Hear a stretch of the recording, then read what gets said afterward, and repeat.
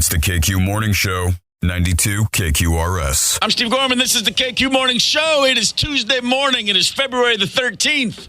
And Ozzy Osbourne is flying high again. As you may have heard yesterday, he's a nominee for the Rock and Roll Hall of Fame this year. Woo! Congrats, Uncle Ozzy, flying high again with your drug songs. Yeah, I heard he's so excited he stopped shaking for a moment. Wow. Wow, is that real? Man, is that real, huh? You see his old shaking. All I know is I got a talking to from my father one time who said, you know, the Beatles are a bunch of druggies. And I was like, what are you talking about? He goes, I get high with a little help from my friends. Who do you think their friends are? I was like, I don't know. I haven't really thought about it. I'm certainly not experimenting with drugs myself at 12.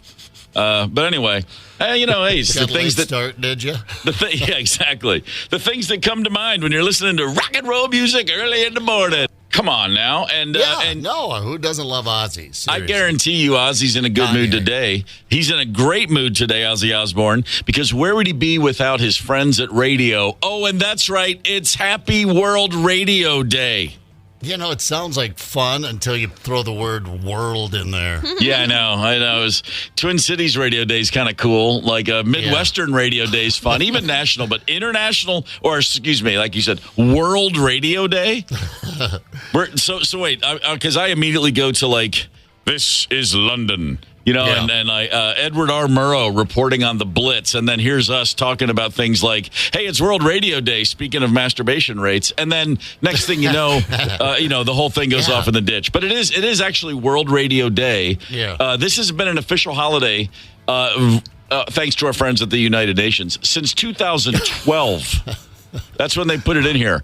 And by the way, 80% of Americans still listen to the radio at least once a week, which, nobody better than radio people to go, man, radio's not what it used to be. And that's true, it's not. But it's still by far the most consumed and biggest media source in the United States. So, hey, right on us. Guess we're a pretty big deal. I guess we are a pretty big deal, baby. Lately, a recent ranking had radio as the 11th most important invention of all time. Wow. Yeah, check that out. Number one, well, electricity. Can't really argue with that one. It's a big one. Where would we be without it? Yeah. The telephone, number two. Number three, oh, God, vaccines. Okay, fine. We're all disease-free. Whatever. Saved a few listeners. Without the radio, who would know? Because we wouldn't be able to talk about it. The light bulb, the internet, TV, computers, cars. Okay, whatever. No sliced bread? Yeah, by the way, anesthesia, kind of important, too. Before the first one ever in 1846, they just gave you tons of opiates or alcohol before they cut your limbs off and stuff. Well, I mean, that's a good start, but yeah. I get that the cars on the list. Cars did not come with radios until the 1930s. But that's almost 30 years into the car. 25 years in, somebody finally went, I wonder if we could stick a radio in there.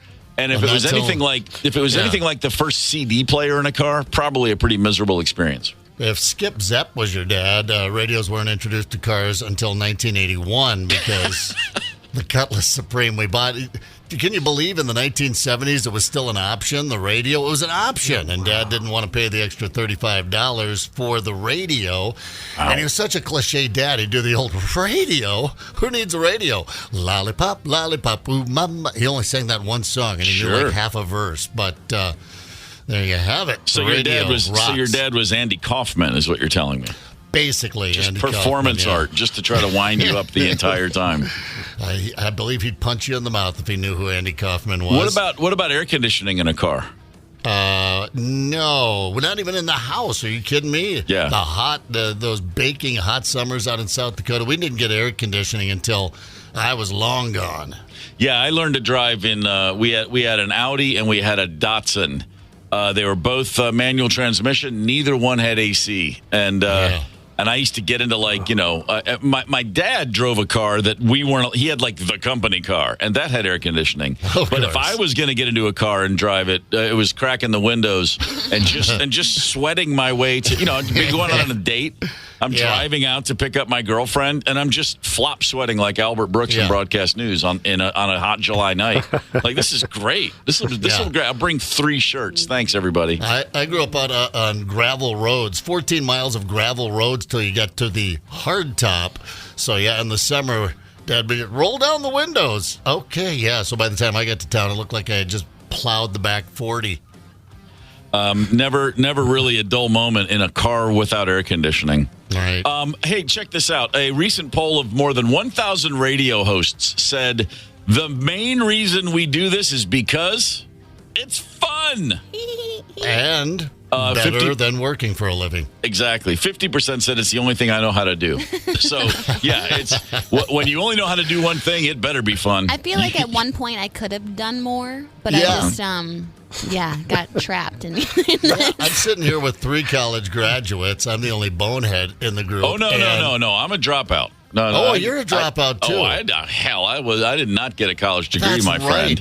You bought a drum kit. You sold your books down at the student union for a third of the price and bought yourself a drum kit. That's right. I forgot. But like you, Candace, I felt like at some point, but then I got canned from a job. I forget which one. In 2017, a radio station canned me, and I thought, you know what?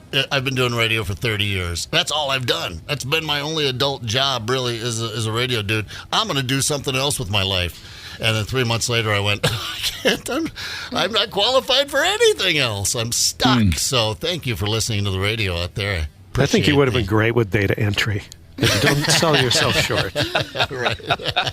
Can you imagine? Not enough pot in the world. Oh my God. Well, maybe that's something for another day. Maybe we really maybe we really do some thinking on what we all could have, would have, and should have done.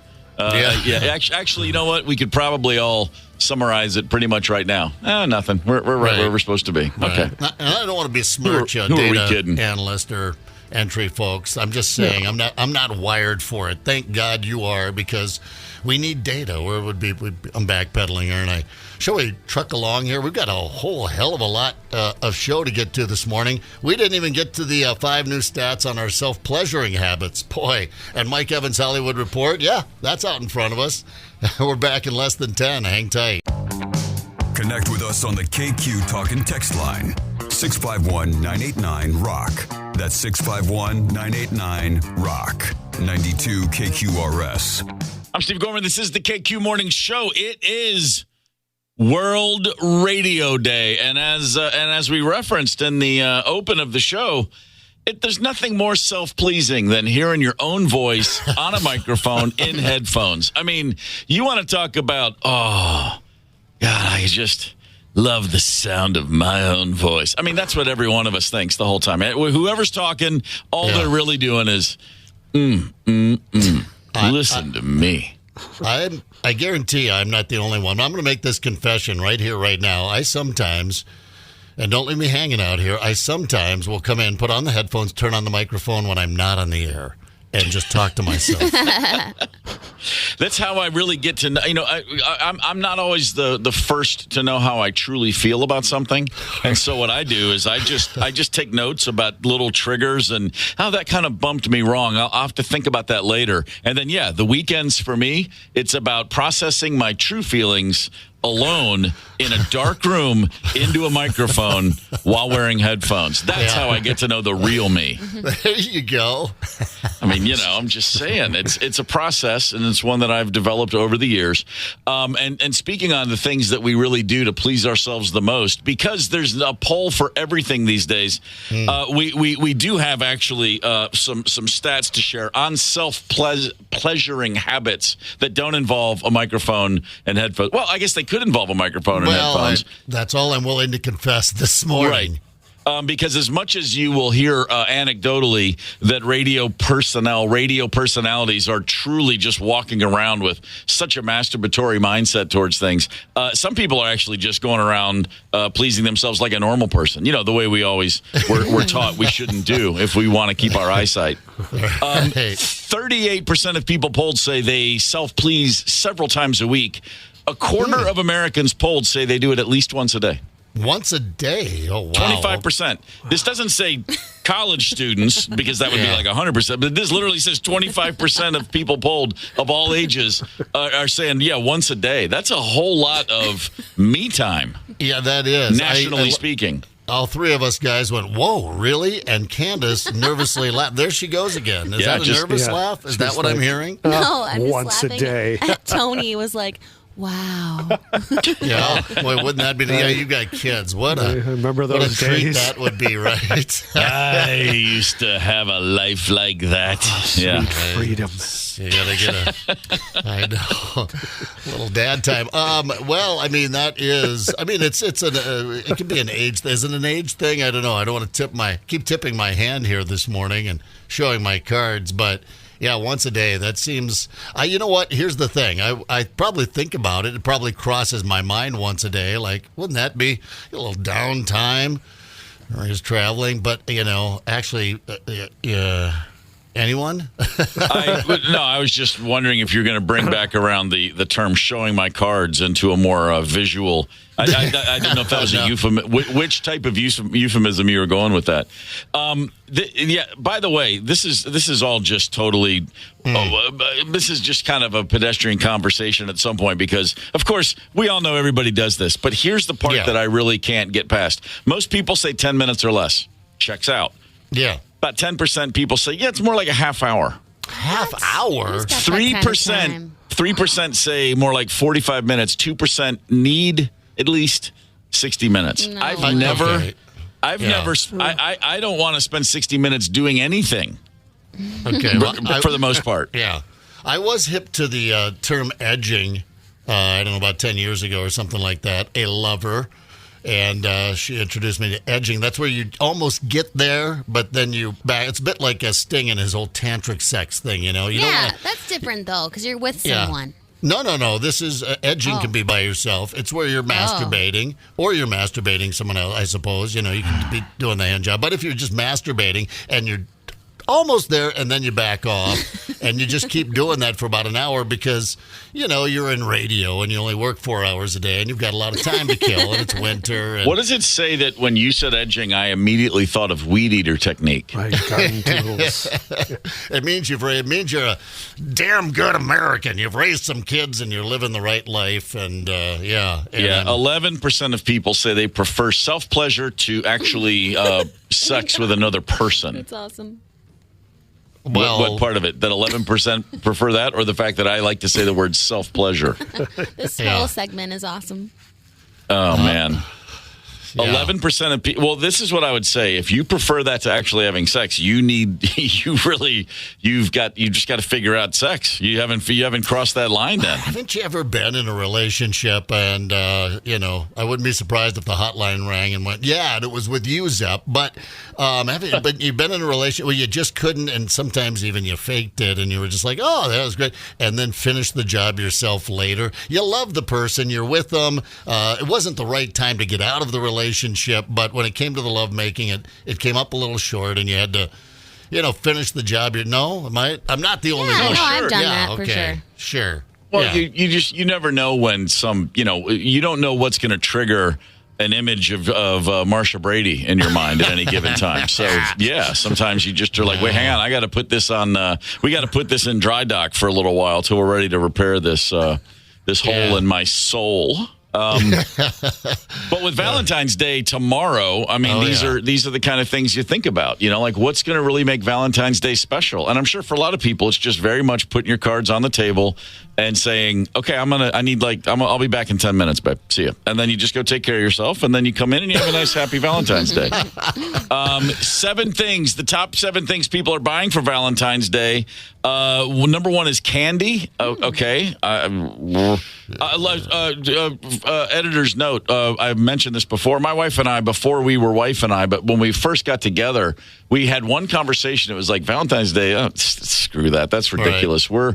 We don't need a Hallmark engineered holiday because we express our love in unique and special ways every day. And for a few weeks, that was true. And now 30 some odd years in, it's like we probably, maybe I do have to go start buying Valentine's Day cards. We'll see.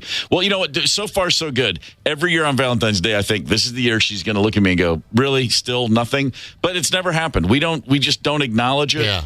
When the kids were little, there was all the Valentine's Day stuff at school. That was kind of fun, but it isn't a big thing for us. But maybe I'm gonna flip the script this year. Maybe I'm gonna show up tomorrow and just surprise the living hell out of her. Candy, wants that. Some flowers, maybe an evening out, or as I call it, an afternoon out.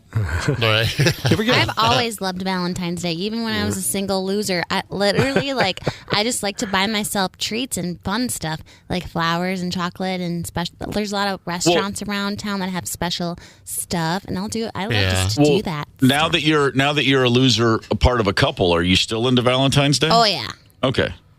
So not just when you're a single loser, but when you're a coupled. That's sweet. That's nice. Do you ever get a Valentine from the person that you're involved with, and they still feel the need to put their name on it? It's like, love, Steve. Yeah, right. Yeah, you sign a card. Wait, Steve got you a Valentine's card? You guys didn't? I'll check my mailbox again. Oh my God. What? Tony, Yeah. down the DL, brother. The DL. That's messed up. It's one of those you open up and little floral arrangements come flying out. And yes, right. Butterflies. Right. It's really lovely. It's even more awkward when they use their last name and you're surprised.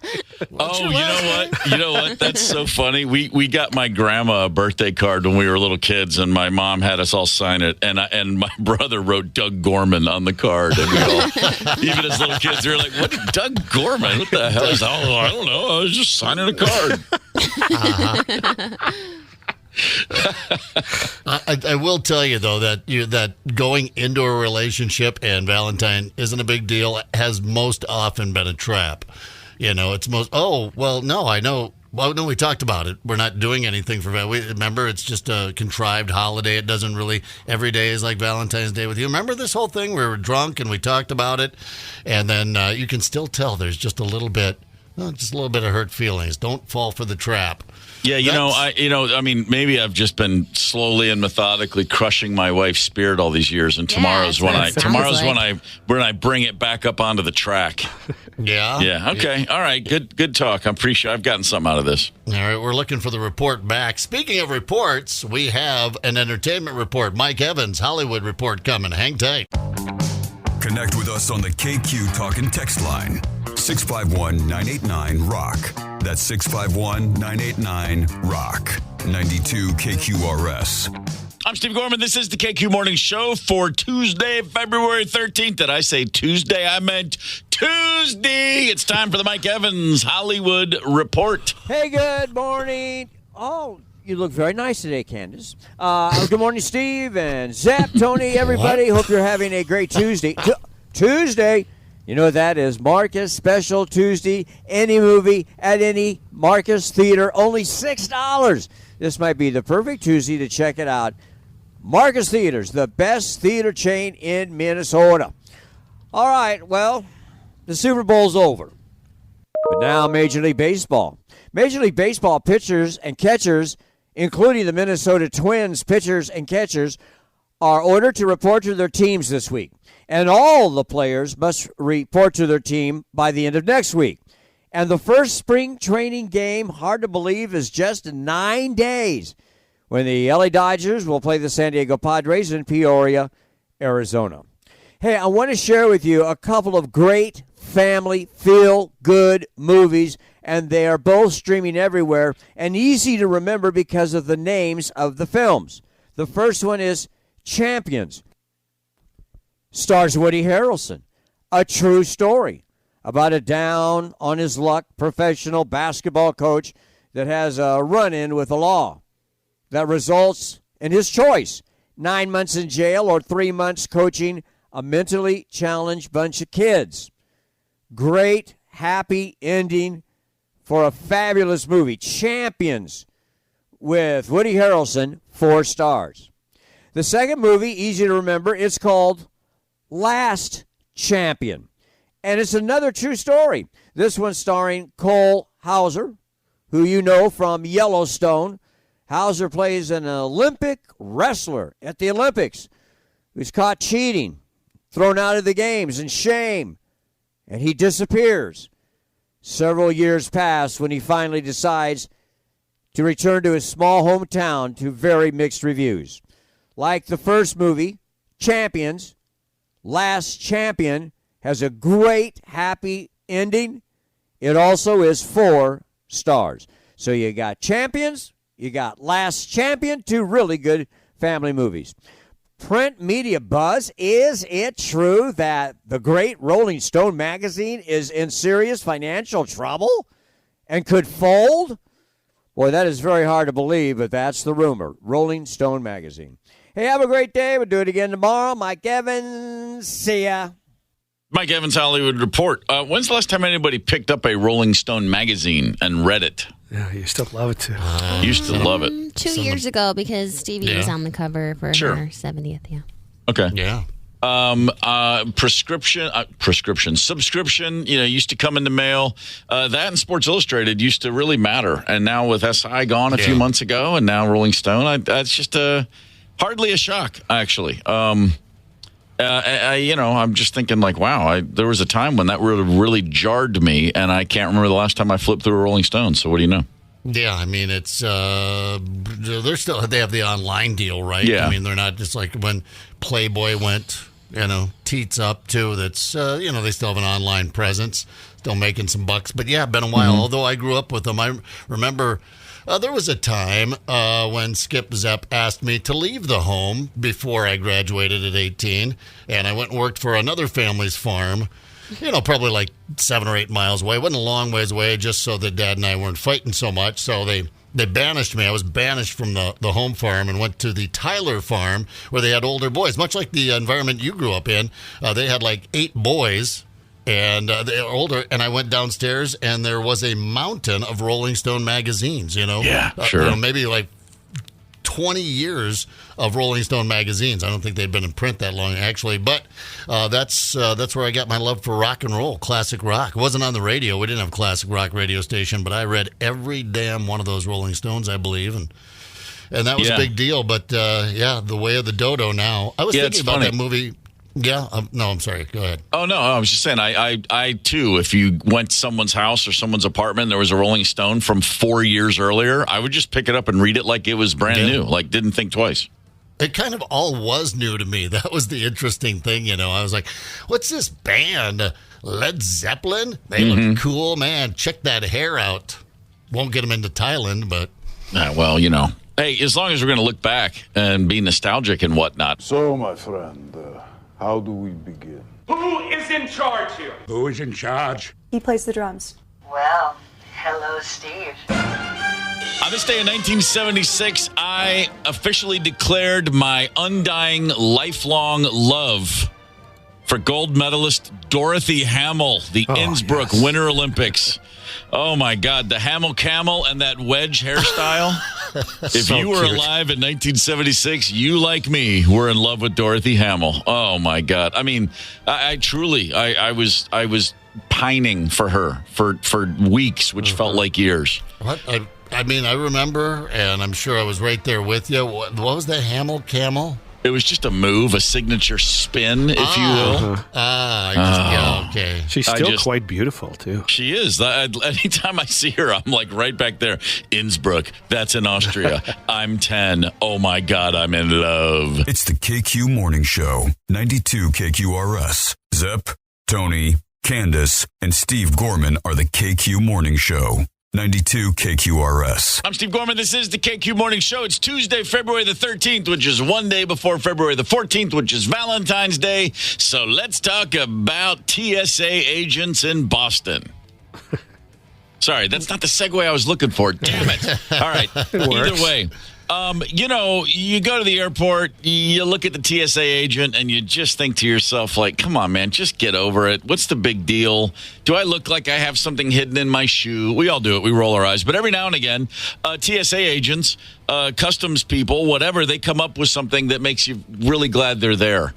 This probably isn't one of those stories either. Actually, it kind of is. This is just bizarre. Why am I even trying to contextualize this? How about this for a mind-blowing story? Boston's Logan International Airport. Guy flies in from Paris on a Delta flight, going about his business. Hello, I'm glad to be here in Boston. And as he goes through customs, guy says, hey, the dogs are sniffing your suitcase there, Pierre. What's up? And he goes, well, I've got the dried fish in my luggage. Like the dried fish pairs nicely with real champagne. And maybe he said that, maybe he didn't. And then they x-ray his bag. And it confirmed, yeah, there's some dried fish in there. But then they said, we're going to open your suitcase anyway. They opened the suitcase, and the official made the bizarre discovery of not 1 or 2 or 3, but 4 mummified and dehydrated monkeys. That sounds voodoo-ish. I'm looking at a picture of this, and they are, I mentioned taking some venison, this bush meat. I forget what I called it, but it's called bush meat. Not allowed to bring a wild game meat that hasn't been regulated into another country, but these are actual mummified monkeys. I'm looking at skulls here. Yeah. And they look like they're about... Yeah, they look like they're about 6 centuries old, too. It just doesn't look like something you'd eat. What do you do with the skull? Well, the man said he was bringing them for his own consumption. Yeah.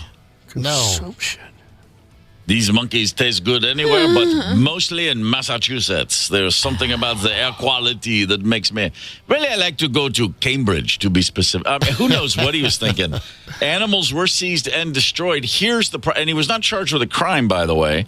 But here's the deal. The potential dangers posed by bringing, as you said, Zep, bushmeat are very real. Bushmeat can carry germs that can cause illness, including the Ebola virus. Oh, great. Well, let's get that cooking, shall we? Just got to say Ebola, and man, do you raise some eyebrows still. I threw that out in public casual conversation once.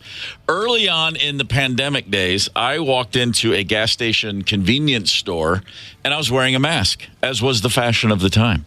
And a guy standing there goes, nice mask. This is in Tennessee. He goes, nice mask. God.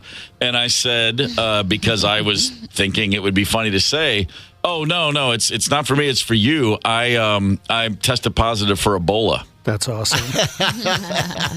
And I almost got my ass kicked right there at the Tiger Mart. And I was like, dude, I'm kidding, but back off. The guy lost his mind. Ebola is one of those trigger words for everybody. Like if you think saying I got COVID's one thing, go throw an Ebola out in some big fat redneck's face and see what happens. Right. Oh boy. I've had what am I, blah, blah, blah, blah. I can't even spit it out. I've had it a couple of times. What am I talking? My brain went, I still have the fog from it. COVID. Yeah, that's it. I forgot that one. I was so focused on freaking Ebola because it's terrifying. You bleed out. Your body, I'm saying. It's a literally triggering word. Bleeds out. It disintegrates. It's not cool. We've had a couple of Ebola scares here in the United States. In fact, there was Ebola here in Minnesota, 5 or 10 years ago, which means probably 20. I don't know. But yeah, it reared its head. Someone popped in with Ebola, and about 4 or 5 people got it. It's not a cool way to go. No, it's your not. Organs liquefy. Yeah, your organs liquefy. Oh my God. Yeah. Well, we had the ladies at the Minneapolis airport several years ago sneaking in the horse genitals. 13 pounds of horse meat and 3 liters of yak milk hidden inside juice boxes. They knew what they were doing was wrong. Wow. But they were bringing it in for consumption. They said it's a delicacy that you can't find here in the States. I'm like, what? They put it in juice boxes? Yeah, the yak milk they did. I don't. There's they no way to packaged the say. horse There's no way to genitals. say like I thought those were actual juice boxes. Like that's a level of doctoring that Yeah. there's you just put your hands up and go busted. All I can tell you. Sorry. Which I would imagine is exactly what the guy did when they unzipped his suitcase and found monkey skulls. It's not like I don't know how those got in there. Huh. Yeah, Those guys. they're good for stew meat. You just throw the monkey skull in there All with right. some water, and then you broth it up. It You gets know, good monkey broth going. But then again, you know what? We are a product of where we and by whom we were raised, and we oftentimes aren't aware of how bizarre it is, the things we take for granted, the things we eat and drink. You know, your house, I grew up in a milk house. And when I say milk house, I mean, as an adult, I started looking back and wondering, were my parents getting paid by the milk industry? Were they sleeper agents? Because, I don't think I drank a glass of water until I was 20. Every meal, every day, whole milk. When I was in middle school, and this wasn't with all 8 kids in the house. This was 4 of us. There were 3 Gorman boys and a foreign exchange student to make the 4th boy. Because of course we always had foreign exchange students. Because why only have 8 kids in the house? Better bring an extra one around every other year. I had 2 brothers and a French brother, and my mom bought 12 half gallons of whole milk twice a week. Oh my gosh. Twice a week. She bought the carton, 9 half gallons in the milk crate with 3 extras twice a week. That's how much milk we were drinking. Playing hoops? How about a big tumbler of milk? If you're cutting the grass, it's 100 degrees. How about some milk, son? Can't sleep? Wow, maybe you just need to have a glass of milk. Yeah, that was it. I mean, there was. Are you watching the Lakers game? How about a glass of milk? It was just non-stop milk. Isn't it insane that water just wasn't even usually considered? I remember we'd go to the field, you'd have a water jug. So occasionally that was your water jug. They realized they needed to put something in that 200-degree tractor out in the South Dakota heat to keep you alive. But you're right. It was milk at the table, or Dad had his iced tea, but there wasn't juice. But if you went into a grocery store, there was soda, there was those kinds of things, pop, everywhere. But you didn't have as many options. But it was not only milk, but we produced our own milk on the farm. We weren't a dairy farm, but that was my first allowance was paid to. Dad said, "Well, I'm not going to give you money." But I'm like, well, how about the 16 hours of work I do every day on the farm? Could you give me a pittance there? But no, we bought a couple of goats. We milked the goats. We sold the milk to Mom and Dad. But it was, milk. And you had to drink it. You had to drink it. Or else it would go bad. Dumping milk was a sin. So if you put a 12-ounce glass of whole milk in front of me right now and said, Steve, here's $100 cash, I don't know that I could get it down. I can't remember the last time I drank whole milk beyond putting a little bit in a cup of coffee, and that's a rarity. But the last time I tried to drink milk, I was at one of my brother's houses, and I was like, man, I haven't had milk in so long, and I got 3 ounces, and I was like, oh, my God. It just felt like I was drinking lard. I couldn't even, I was like, oh, no.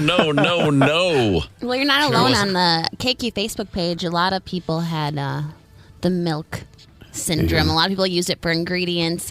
Timmy's parents would make peas and carrots with a milk and flour sauce to pour over it. Sure. Whatever it takes, man. Holy smokes. How does goat milk taste different than cow? I don't really remember at the time. It was it was all whole milk. I remember, is it gamier? I don't know. Candace, you ever had goat milk? It's no, gruff. I've had goat cheese. I don't know. If memory serves, it's not bad. Oh sorry. my God. It was just sitting there. It was just sitting there. How about this? When I was young and my dad was a single parent, he'd try to have fancy dinners for my sister and me. His go-to appetizer was a slice of bologna covered in peanut butter, then rolled up into a log. Yeah. He'd cut the sections in each and have a toothpick in it. good, It was like a kinda. nice appetizer. Oh, that's fancy. Bologna wrapped with peanut. No, I'm sorry. I don't think I can do Cream it. cheese I and would do pickles. that. That's what you do with that right there. What's that? Cream cheese and pickles. That's what you do with the bologna. That's good, yeah. You just slather the cream cheese on there. Cheese? Yeah, and then just throw in a spear of a it's pickle. Minnesota sushi. Yeah. Maybe, and then a glass, You never and then had you that? chug a glass No. of whole milk to get the cream cheese that's gobbed up in your windpipe. A glass of whole milk to wash that down. See, I like the peanut butter with pickles. I will have that. Wow. Here's That's one, hot nuts. dogs and everything. We used to cut up hot dogs and scrambled eggs in boxed mac and cheese, stir fry with vegetables to eat on top of rice, in fried potatoes for hot dog hash. I was a big fan of that. Mac and cheese with a couple of hot dogs. I would do mac and cheese with a can of tuna. All right. Anything to beef in there. This is like, teens, early 20s, just trying to stretch that dollar. Instant Spud Flakes, when I discovered those, I was like, wait, you have instant mashed potatoes and you have gravy in a jar for 39 cents? I'm done. Just mashed potatoes and gravy for days on end. It was awesome. I was like in heaven. instant potatoes a lot. I just did it yesterday. Went with the garlic mashed potatoes Really? instead of the cheddar or the buttermilk. I got to Went get with on the garlic that. yesterday. It's been a while. You whip it up. It's quicker than ramen noodles, and it's so tasty. You want to talk about weird things you ate as a kid. Since we're not up in the Northeast there in the Dutch country of Pennsylvania where I was born, and most of the Zeps are from, we brought it out to South Dakota with us. No one eats this stuff, and you've got to Google Scrapple. And Scrapple. We'd now the Minnesota Scrapple here. I don't know what that is. Just a nice bread or something. But Scrapple is made by you. We would slaughter the hog. We had a couple of families would slaughter a hog, and everything that's left over—the head, the heart, the liver, the trimmings, the bones, and everything else, you put into a big, huge, kettle, and you cooked it up all day. And I remember them just dumping big bags of flour in there, and you come out with a meaty bread called Scrapple, and we ate it with everything: breakfast, lunch. It was our spam, I guess. I dated a girl from whose family was from Philadelphia, and they were like, Scrapple, and I was like, what is Scrapple? I'll try anything. And boy, did I regret that. Not happy at all with my my one and only Scrapple excursion. Your mush of pork scraps and wheat flour just didn't really spark it off for you. Did not do that for me at all. It was pretty rough. My one last instant Spud Flakes. And as far as I knew, I invented this one. And this is when you were just having one meal a day. But if you whipped up a pan of instant mashed potatoes and then topped it with a can of chunky soup, whatever flavor you prefer, like a sirloin burger can of chunky soup, you were done for 48 hours. You did not need to eat again. That was good living. That's hearty. Oh yeah, I think Hardy was like right there on the can or something too. Incredible. The good chunky stuff. All right, we're gonna get along here. We have Jesus has been particularly busy these days, I guess, just coming off his big birthday celebration here and his dry January. We heard Jesus breaking into a Pizza Hut. If you've not heard the 911 call of Jesus confessing that he's broken into a Pizza Hut, you want to stick around, but he's been up to more than that. Jesus makes another appearance, and he's coming right here on the KQ Morning Show. Hang tight. Connect with us on the KQ Talk and Text line. 651-989-ROCK. That's 651-989-ROCK. 92 KQRS. I'm Steve Gorman. This is the KQ Morning Show for February the 13th. We've been discussing on the show weird things we ate as a kid. Things you grow up with, eating and drinking. You don't realize they're weird until you get out in the real world and someone gives you a look like, that's disgusting. We've all had that experience. On the KQ Facebook post, Lena wrote, cheese and onion sandwich with Miracle Whip. Yuck. Cheese and onion sandwich, which, of course, two things come to mind. One is the Ruddles song. If the Ruddles, the takeoff of the Beatles, they had a song called Cheese and Onions. It was supposed to be like I'm the Walrus. And in the middle, the guy's going, CHEESEANDONIONS. Oh, yes. And it sounds exactly like something John Lennon would have sung back in the day. But I'm reminded of going to school one morning. And when I was a little kid, my older brothers would make my lunch because my mom just tapped out after 8 kids, which I fully understand and support. And I opened up my baggie and pulled out my sandwich one day, and it was a thick slice of onion with a thick orange slice with the peel still on it. And I was like, I got an onion and orange sandwich between two pieces of white bread. Did you eat it anyway?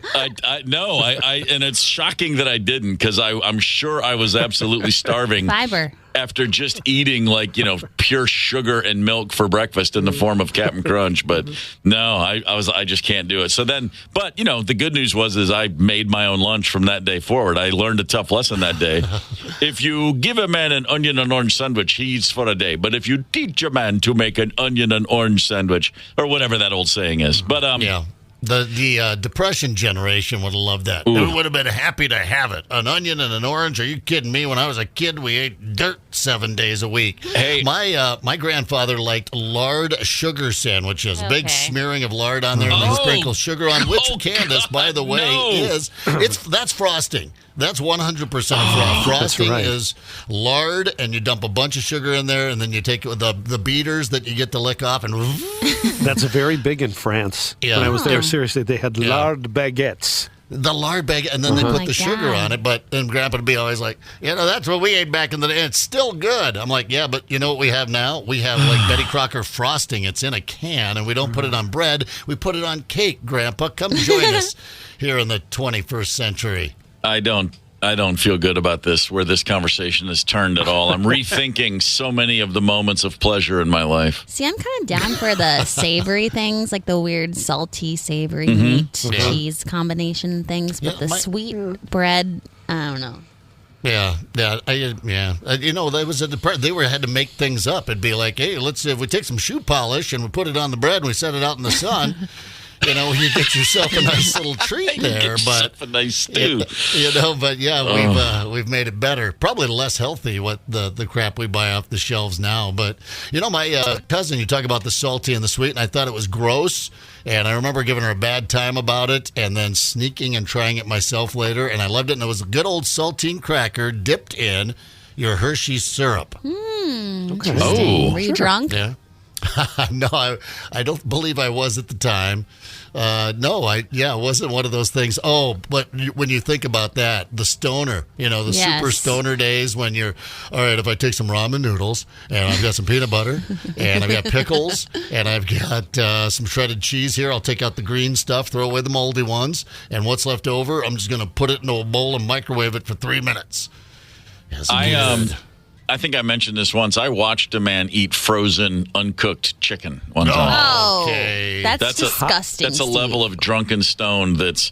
and this is a guy, and he had spent the weekend down at Talladega, and he called it the largest gathering of Southern social misfits God ever saw fit to put together on Earth. And I remember thinking, I'm never going to forget those words in that order. And then there he was, and it wasn't frozen fried chicken. It was frozen chicken, uncooked. He was like, man, this is good. I just need something. And that's all he could get his hands on. I'm going to eat you like a spider monkey. I would rather eat mummified monkey, I think, than raw chicken. Have you heard about the raw chicken experiment, you guys? No.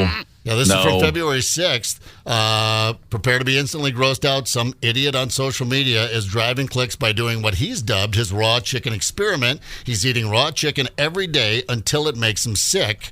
He's almost 3 weeks in, so about 4 weeks in, still alive last I checked. Here he is. Day 18, eating raw chicken every day till I get a tummy ache. I got to get on a flight in about 1 hour, so I'm just having a quick breakfast. Don't try this at home. When you get chicken stuck in your teeth, you can use one of nature's toothpicks. Today we're going to try some chicken wings, and I got this hot sauce. It's from Hot Ones, and it's usually the last one that they use. I might have made a mistake.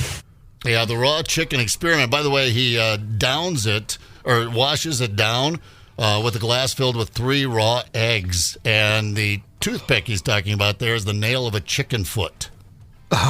What? He's going to get more than a tummy ache. Yeah, no kidding. I haven't checked in with him. Maybe I'll check in. Hopefully he's, I don't want to say hopefully he's dead, but there needs to be consequences for eating raw chicken. There needs to be consequences for me hearing that and how I feel right now. I don't care about that guy. My mom, Sorry, who Tony. was a Montana cowgirl, would eat pickled pig's feet. Oh my God. That was a delicacy. There's the whole rest of the hog, though. I mean, that's like the scrapple. We don't have to eat the scraps anymore. Well, I don't think the pickled pig's feet was the first thing they went for. Something tells me that was later in the process. You know what I mean? Yeah. 6-7 days in, you're just a little tired of the ham hocks and all that. You're like, well, let's go and try this out. By the way, Tony, how you feeling, brother? I don't know. Right. Pretty good. Forgot to check. Yeah, I'm on like a weapons grade antibiotic. Attaboy. And it's just kind of surreal and weird. Well, we missed you yesterday. Very Thanks. glad to have Missed you you back too. on the show today. Yeah. And but I'm curious, how do you handle being sick? Are you a baby about it? Do you go into hermit mode? What's your sick protocol at the house? I feel guilty. I feel like a pariah, just a nuisance to everybody. I'm not a baby about it, though. I power through. I feel guilty for being sick. Yes. Come on. I just saw a thing that said men are far more like a baby about being sick generally than women. Like a lot of men say, like they wish their spouse, their partner, their significant other would take care of them when they're sick as well as their mom used to.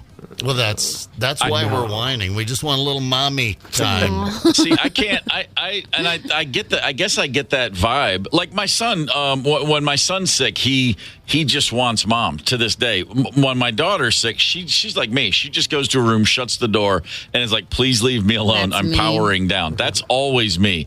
My mom was great. I mean, she was not at all dismissive of a sick kid, but there were so many kids. Like when I would be sick, have an earache or a sore throat, it'd be like she'd take care of me, but there's a bunch of other people that need stuff too. So I never felt like I was truly getting doted on the way I guess a lot of people did. But apparently more women say they just want to be alone when they're sick than men. But we're reverse that because my wife's the exact opposite. When my wife is sick, it makes her sad. On top of being sick, she's like, it just bums me out. And then she just wants constant TLC. Well, I just want you to check on me. I'm like, what? What's changed in the last 9 minutes? I mean, let me know. I just feel like ridiculous. Like when I'm sick, I'm like, check on me every 6 hours. Just make sure I'm still breathing. Otherwise, I just want to be alone. I will handle this. I will power down, and I will get through it quicker if I don't have to use any energy to think about talking to someone else. That's me. I'm kind of a mix of those because I do get really sad and depressed when I'm sick. But it's like I want attention, so just drop the soup off at the door. We don't need to talk, but just give me the stuff. No contact. That's cool. Okay. All right. Good to know. Very good to know. Is there a preferred soup when you're sick, or is it changed? Oh, I like Asian soups, man. Like broth and good spicy, like a nice tom yum. Yeah. Oh, yeah. That'll work. That'll always work. So I think my mom would dote too much because you'd be maybe feeling better, and then she'd make you feel like you'd go, well, "You're right. I am feeling horrible." Yeah. My mom you're on the mend until your mom comes in, and just the look on her face is enough to spike your temperature again. I think my mom nailed it right until the point she knew you weren't sick anymore, because I always wanted to milk it for maybe one more day or just getting out of chores on the farm. Any excuse that you could pull on.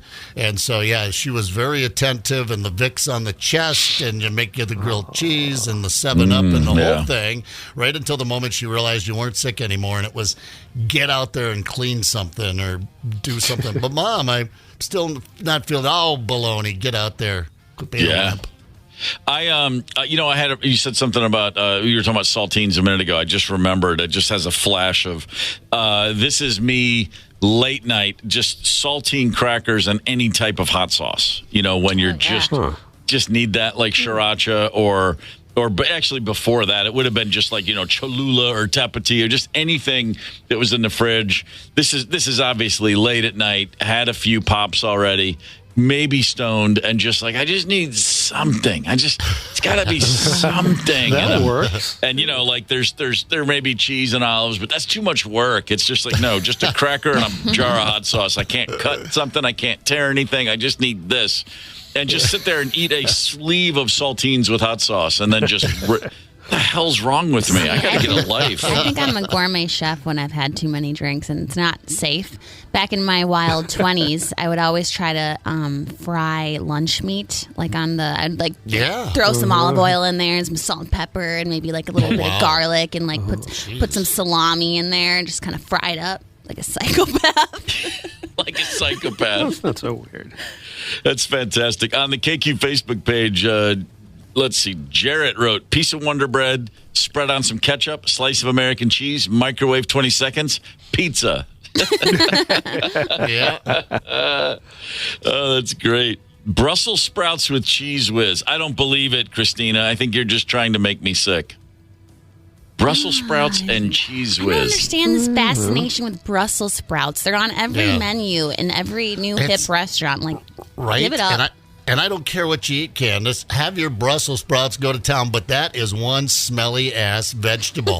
They put it in the oil like you making your gourmet bologna there, you know. They get it all going. But they walk that into a restaurant as an appetizer or whatever, and it's like, oh, Brussels sprouts, thank you. I thought someone crapped their pants. It's just very unappetizing. Stop it with the Brussels sprouts. Oh, and someone wrote, Kathy wrote, cold leftover spaghetti on white bread. Yes. Oh, my God, Kathy. Cold pasta. My a soulmate. huge, a staple. We wouldn't do it cold. Well, sometimes you would, but spaghetti the next day, of course. I remember, there's always that age. You're a kid, and someday you realize, like, well, leftovers always taste better.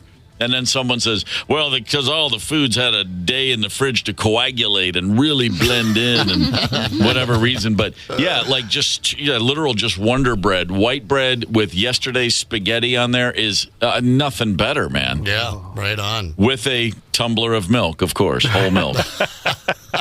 Yeah. My My granny throat would keeps drink closing. buttermilk. I need more milk and I need more buttermilk. carbs, please. Can I get some bread with my bread and my pasta with some more bread, please? Thank you. That's what that was. Well, wait, did you say what about the buttermilk, Tony? I'm sorry. My granny would drink buttermilk. Yeah, my grandmother was a big buttermilk fan. Granny. I've never tasted it. I hated the smell so much. To this day, I've never even sipped buttermilk. I have no idea what it tastes like. God, no, I'm not sure if I have or not, but I can tell you that I'm not curious enough to go try it. Zepp, you mentioned pretty great news before the last break, and I think that has the Messiah returned to earth? Is that what you're suggesting? Jesus is back among us? Oh, yeah. Jesus is out there walking around with us again. Of course, we had the Pizza Hut Jesus last week. He checked in, just kicked in the window and busted into a Pizza Hut and had a Mountain Dew, too, I believe. Yeah. But now Jesus showing up. Where else, of all places, a 29-year-old man in Ohio named Carnal Gittins. There's a beautiful name. Carnal Gittins. Mittens with a G. Yeah, Carnal Gittins was arrested for trespassing outside of a library in Sandusky. That's just what are they doing in Sandusky now that they're not making car parts anymore? What's going on in Sandusky? That's just there's the giant roller coaster park there. It's not a Six Flags, but it's what do you call it? Amusement park in Sandusky. That's all I know about Sandusky is like the highest and the fastest roller coaster in America is there, I think. Oh, really? Well, that's a reason to swing through Sandusky. Anyway, Carnal Gittins is not a Jesus. I mean, don't mistake him for the Messiah. But he did break into a library, and when police spotted him, he said it was cool because he cleared it with a higher power first. He told the cops, quote, he checked with Christ, who gave him permission to be at the library after hours, He's just, Jesus isn't good at saying no. No, of course not. Yeah. So wait, he was charging his phone at the library at late at night. Yeah, right. They've got all the ports in there. They probably even have all the charging cords in there as well. Wow. Okay, fair enough. Well, that's cool. Jesus is getting around. He's getting pizzas. He's giving people the permission to charge their phones. Yeah, absolutely. I mean, it's I want to go back to this guy's name, Carnal Gittins, because I hear the word carnal, and then I immediately think about getting some. Sure. See what I'm saying? Carnal Gittins. Carnal Gittins. That checks out. Maybe just broke into the library. Maybe Jesus gave him permission to go in and check some of the naughty websites. Carnal doesn't look like the kind of guy that has his own computer and a plan. But back to Jesus breaking into Pizza Hut. We got to go back for this one. Calls it in himself because, well, that's what Jesus would do. Hotpoint 911, what is your emergency? Yes, this is Jesus Christ, and I just broke into the Pizza Hut. I broke the window in. I'm here. Jesus is here now. He's back to earth. All right, and so you don't work there? No, I just broke in, had a pizza. I'm Jesus. And what was your name again? My name is Jesus. What's your last name, Jesus? Christ. That's a silly question. And what do you look like? I look like Jesus. What else do I supposed to look like? Why'd you do that? Because I'm Jesus. I can do whatever I want. We're tired of Judases on this earth. We're going to clean this earth up. Man, where do you live at? I'm from heaven. How'd you get over to the Pizza Hut? I'm from heaven, sir. Okay. And did you break a front window? Yeah, I broke the door window, sir. And did you eat a pizza? Yeah. Had a Mountain Dew. I like it that he almost goes, full on Jesus. We're going to clean the world up of the Judas says, here comes the good rant. And then he's right back to, nope, and I had a pizza and a Mountain Dew. The Mountain Dew is what tops it off for me perfectly. Yeah. Yep. Just so we're clear here, I'm heavily caffeinated now.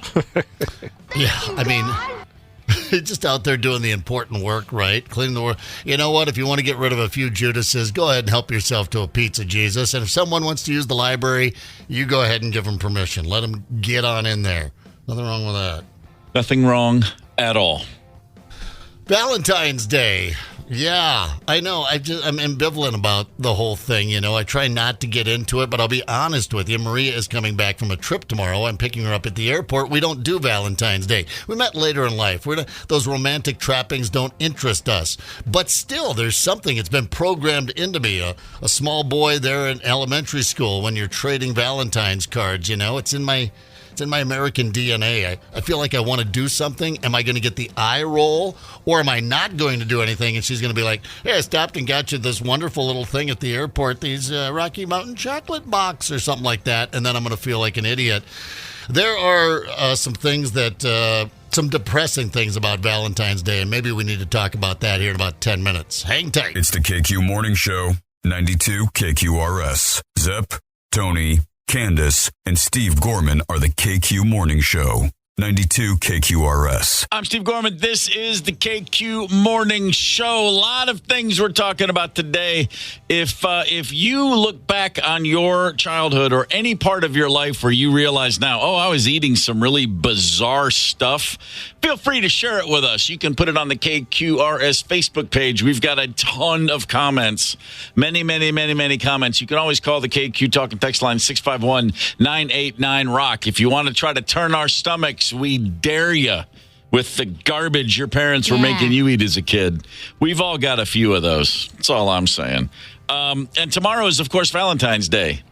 Give me another Candace. Yeah. Yeah, tomorrow's Valentine's Day. So that's kind of nice, I guess. It could be very nice. But, not everything about Valentine's Day is all hearts and love and rainbows and unicorns and group hugs. For example, Saint Valentine, the guy for whom the whole thing is named. He's a Christian martyr. You know what it means when someone's a martyr, don't you? Means they didn't die sitting in a rocking chair kicking back with the grandkids. No. My man was beheaded on February 14th for performing marriages in secret. Oh, gosh. That'll teach you. Yeah. Why risk a beheading? I it's just kind of tough. I guess, there's just, I don't know what the secrets were. I don't know why people felt like they couldn't be married publicly. This goes back to the times of the Roman emperor. I believe Claudius II had a little beef with St. Valentine.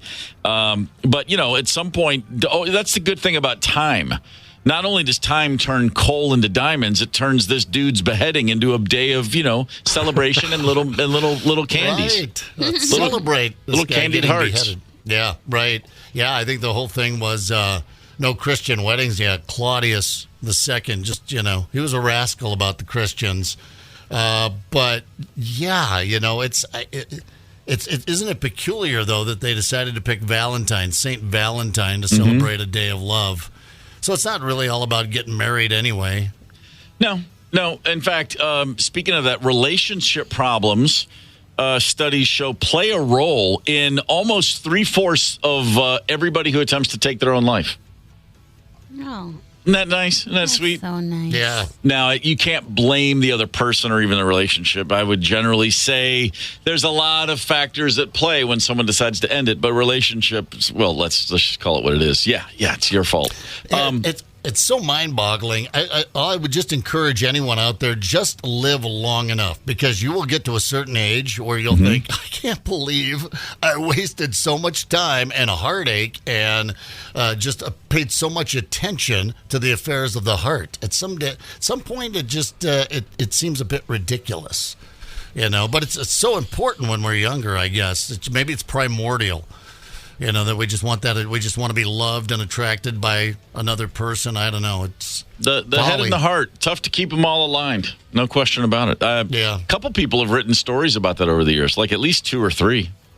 Right. 10% of single people send flowers to themselves on Valentine's Day. Stop it. I've never even, I don't think I've ever even heard of someone doing that. I've never even seen someone do that in a movie. Yeah, then you have to act surprised. If you did it in a movie, if someone in a movie did that, then they would include a card from their secret admirer just to make the office mates jealous, right? Yeah. That's the only reason I would imagine someone would do that. I can picture like a young Jen Aniston made to look not so cute, just kind of lonely, postgraduate, first job at a marketing company. Oh, you've got flowers, Kathy. I do. Yeah, I could see that scene playing out. I buy myself flowers all the time. That's different, I guess. You're not different. sending yourself flowers. There's a difference. You stop by, you get some flowers. Well, maybe Who I doesn't love will some flowers? now. Maybe it feels good. No, but it doesn't. I can You're now just the trying to movie fool scene. people. Now I want the movie scene where where the girl at the office, she's got her flowers, and the people she works with are like, "Who's sending you flowers?" And she's like, "Wouldn't you like to know?" But then you have the flashback scene where her computer screen, as she's syncing up shipping address with billing address, one tear just goes right down her face. It's the same address. That'd be pretty solid right there. More pregnancy tests are sold in March than any other month. I don't know if that's a depressing fact or an exciting fact. It just means a whole lot of people are going to get busy tomorrow night. That's great. Well, what's the abortion rate? Well, I don't April. have that in front of me, Mr. Sandbag, the joy of Valentine's Day. I thought this was Valentine's things that weren't cool. 7 depressing facts for people who don't dig Valentine's Day. February 14th, 1929, in Chicago, a Valentine's celebration of sorts. That would, of course, be the St. Valentine's Day Massacre. 7 gangsters gunned down. That's a real thing. That happened on Valentine's Day. And those guys were like driving there going, this is going to go down in history because it's Valentine's Day, right? That's right, Johnny. I don't care about what day it is. We're going to fill those rockheads full of lead. How about this one? Why did everyone talk like that back in the day? I know. It was cool, man. It was a thing. Why were we all... talking like stoners in the 70s. It's I guess that's cool. just It's that. hippie, yeah. 'Twas the fashion of the time. Yeah. Also on that same day, but see now here's something great. Here's one to bring us out of the morass of depression. So the St. Valentine's Day Massacre in Chicago went down on February 14th, 1929. On that same day, the world was introduced to penicillin. Popular treatment for all those STDs we couldn't wait to pass around on Valentine's Day. So, see, there's always there's always a silver lining. Yes, mobsters were being gunned down, but so was syphilis being gunned down on that same day by penicillin. So that's a good step. Skyrocketing also, syphilis. Here in the United States, in particular in Minnesota, we had a story a couple of weeks ago. I don't know if we got to it or not, but syphilis spiking in the United States. Yeah, because, boy, I guess we just don't really want to trust things that we know to work anymore. Candace, we were discussing weird food stuff earlier in the show. I believe we have a caller. Yes. Kara from St. Louis Park. I couldn't hear what you said, Candace. Kara from St. Louis Park. Hey, Kara, what's up? What's going on? How are you, please? What's happening this morning? What do you got for us? Well, when I was a kid, I was the kid that they could dare to eat anything. Okay. At one sleepover, we had a graham cracker. We topped it with ketchup and mustard, put some cheese on it, some chocolate sprinkles, and they made me dip it in a blue slushie. I had a reputation. Yeah. I mean, I had a reputation. Have you maintained that reputation as an adult? Do you still get a couple of cocktails in you and eat weird stuff for people to amuse? 2 years ago, at my father-in-law's 60th, I ate a pig brain. Whoa. Pig brain. Hey now. I mean, was it just laying around? Was it proper? How do you prepare a pig brain? It was a pig roast. So once we were finished roasting the pig, I dipped my chips in it. The old pig brain, yeah. What kind of chip goes well with a pig brain? Just tortilla chips, but it's really dealer. Yeah. Maybe a little salsa on that Scoops. pig brain also. And did you contract a parasite then that almost killed you? I'm not dead yet. Now I feel like we ought to have a segment where we challenge you to eat things. We used to do that for concert tickets. People would have to eat like a cow eyeball, which, by the way, is huge. It's like the size of an apple. Yeah. You ate the eye too. Yeah. You're a modern. Have you ever gotten sick? Have you ever barfed anything up that you ate that was weird? When I was drunk, but I don't have wood to knock on. I can't answer this question. I'm drunk. You sound like a fun date. I hope you have a Valentine's. Well, thanks for the call. That is, I asked if anybody wanted to turn our stomachs, and by God, you delivered. Way to ring that bell, sister. The brains. Why? Yeah. Doesn't even look appetizing. There's nothing about the brains that suggests that it should be consumed. That's the one time that you opt for the unsalted tortilla chips, I think. Yeah. Oh, of course. You don't need that. That's the one time when you actually, because I look at those unsalted tortilla chips all the time and I think, who's getting those? What's the point? If I wanted to taste corn, I would just get corn. Yeah. I need the salt, baby. Just some good old corn flour, Yeah, that was. I didn't see that one coming. Yeah, we paid my cousin $1 to eat a stick of butter. Oh, really? A whole stick of butter. Whole stick, yeah. Ate it like a candy bar. Yeah. Yeah, sure. Yeah, there was a big challenge in the house. One brother challenged the other. He said, "I'll give you $20 if you eat a dozen scrambled eggs at once." And of course, scrambled eggs go down, and then I didn't tell you when I'd give you the $20, and then it turns into I'll never pay you. I'll pay you in 10 years. And, then all of a sudden there's a fist fight, and then all of a sudden my mom comes in, and she doesn't care about the fact that there's a bloody nose and that people are crying. She's like, who ate all these eggs? It's just that simple. The KQRS Facebook page, I should say, filled with comments for bizarre food, but nothing that I've seen is approaching the phone call we just had. So, Kara, thank you for that again. Yeah, the old pig brains. Just went in with the chip for the pig brains. All right. I'm currently back. I'm reading one from Shelley. I'm currently back on Cheerios fried in butter with a little salt. Okay. Hey, I could do that. Sounds actually kind of intriguing. Yeah. Yeah. Okay. I see you working there, Shelley. Yeah. What happens when you fry them up like that? Does that release an ingredient, some flavor, or I wonder why you're frying them up like that. Toast it up. You know what? She needs some whole milk. Just eat them like Cheerios. Here's a bizarre one for Valentine's Day, which is, of course, tomorrow. Again, up in Detroit Lakes, the Humane Society has got a campaign going on. It's the Neuter Your Ex Valentine's Day campaign. Yeah, Humane Society of the Lakes. They're joining in the Humane Society's Neuter Your Ex campaign, which allows donors to name a soon-to-be neutered animal after your ex. What? Interesting. Yeah. For a $10 donation, we will place their name on a little box and let our cats answer nature's call on their name. $50 donation allows you to name an animal that is set to be spayed or neutered after your ex. That's a lot of overthinking, isn't it? I mean, really?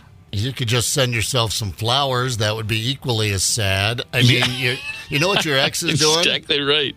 Yeah, they're out there, living their life, getting after it. Probably, I'm guessing. I don't know. It's just, but hey, whatever brings you closure, if that's I think the kind there's of thing got to be there's got to be a gift of the Magi story where a guy comes in, I want to neuter a cat named Misha, and then a woman comes in named Misha. She's like, I need to neuter a cat named Jean, and then Misha and Jean see each other, and they're like, it's like it's a gift of the Magi and the pina colada song all in one. I never knew you wanted to neuter a cat in my name. I didn't either. We're meant to be together. This is the basis of a new rom-com. I think you're probably right. I mean, it's as far as rom-coms go, they're always so lousy. I think this one would sell. This one sounds better than most. Did you guys ever have any... what's the cat thinking? Leave me out of it. Yeah, no kidding. I like my balls. Neuter him. You guys seem like such a happy couple. Did you ever have a rough patch? Yeah, funny enough, we broke up once, and I didn't think I'd ever talk to her again.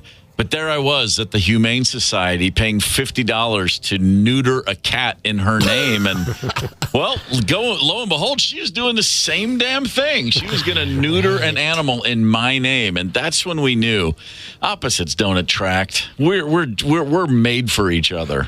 I mean, I'm trying to.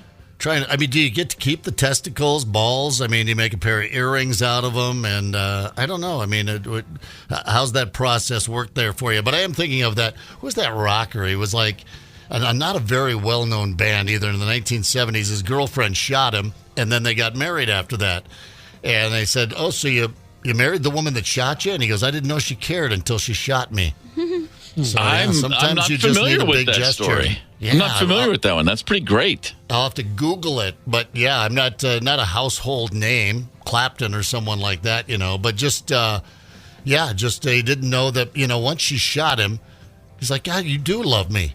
You love me enough to want to kill me and go to jail. You're the woman for me. Sometimes you just got to make a bold gesture. I'm not suggesting anyone harm anyone out there as a show of affection for Valentine's Day. I'll go ahead and tell you right now. I'll tell you right now. This is just old cynical Steve. Maybe maybe my heart's just calcified over. But yeah, anyone shoots me, we're done.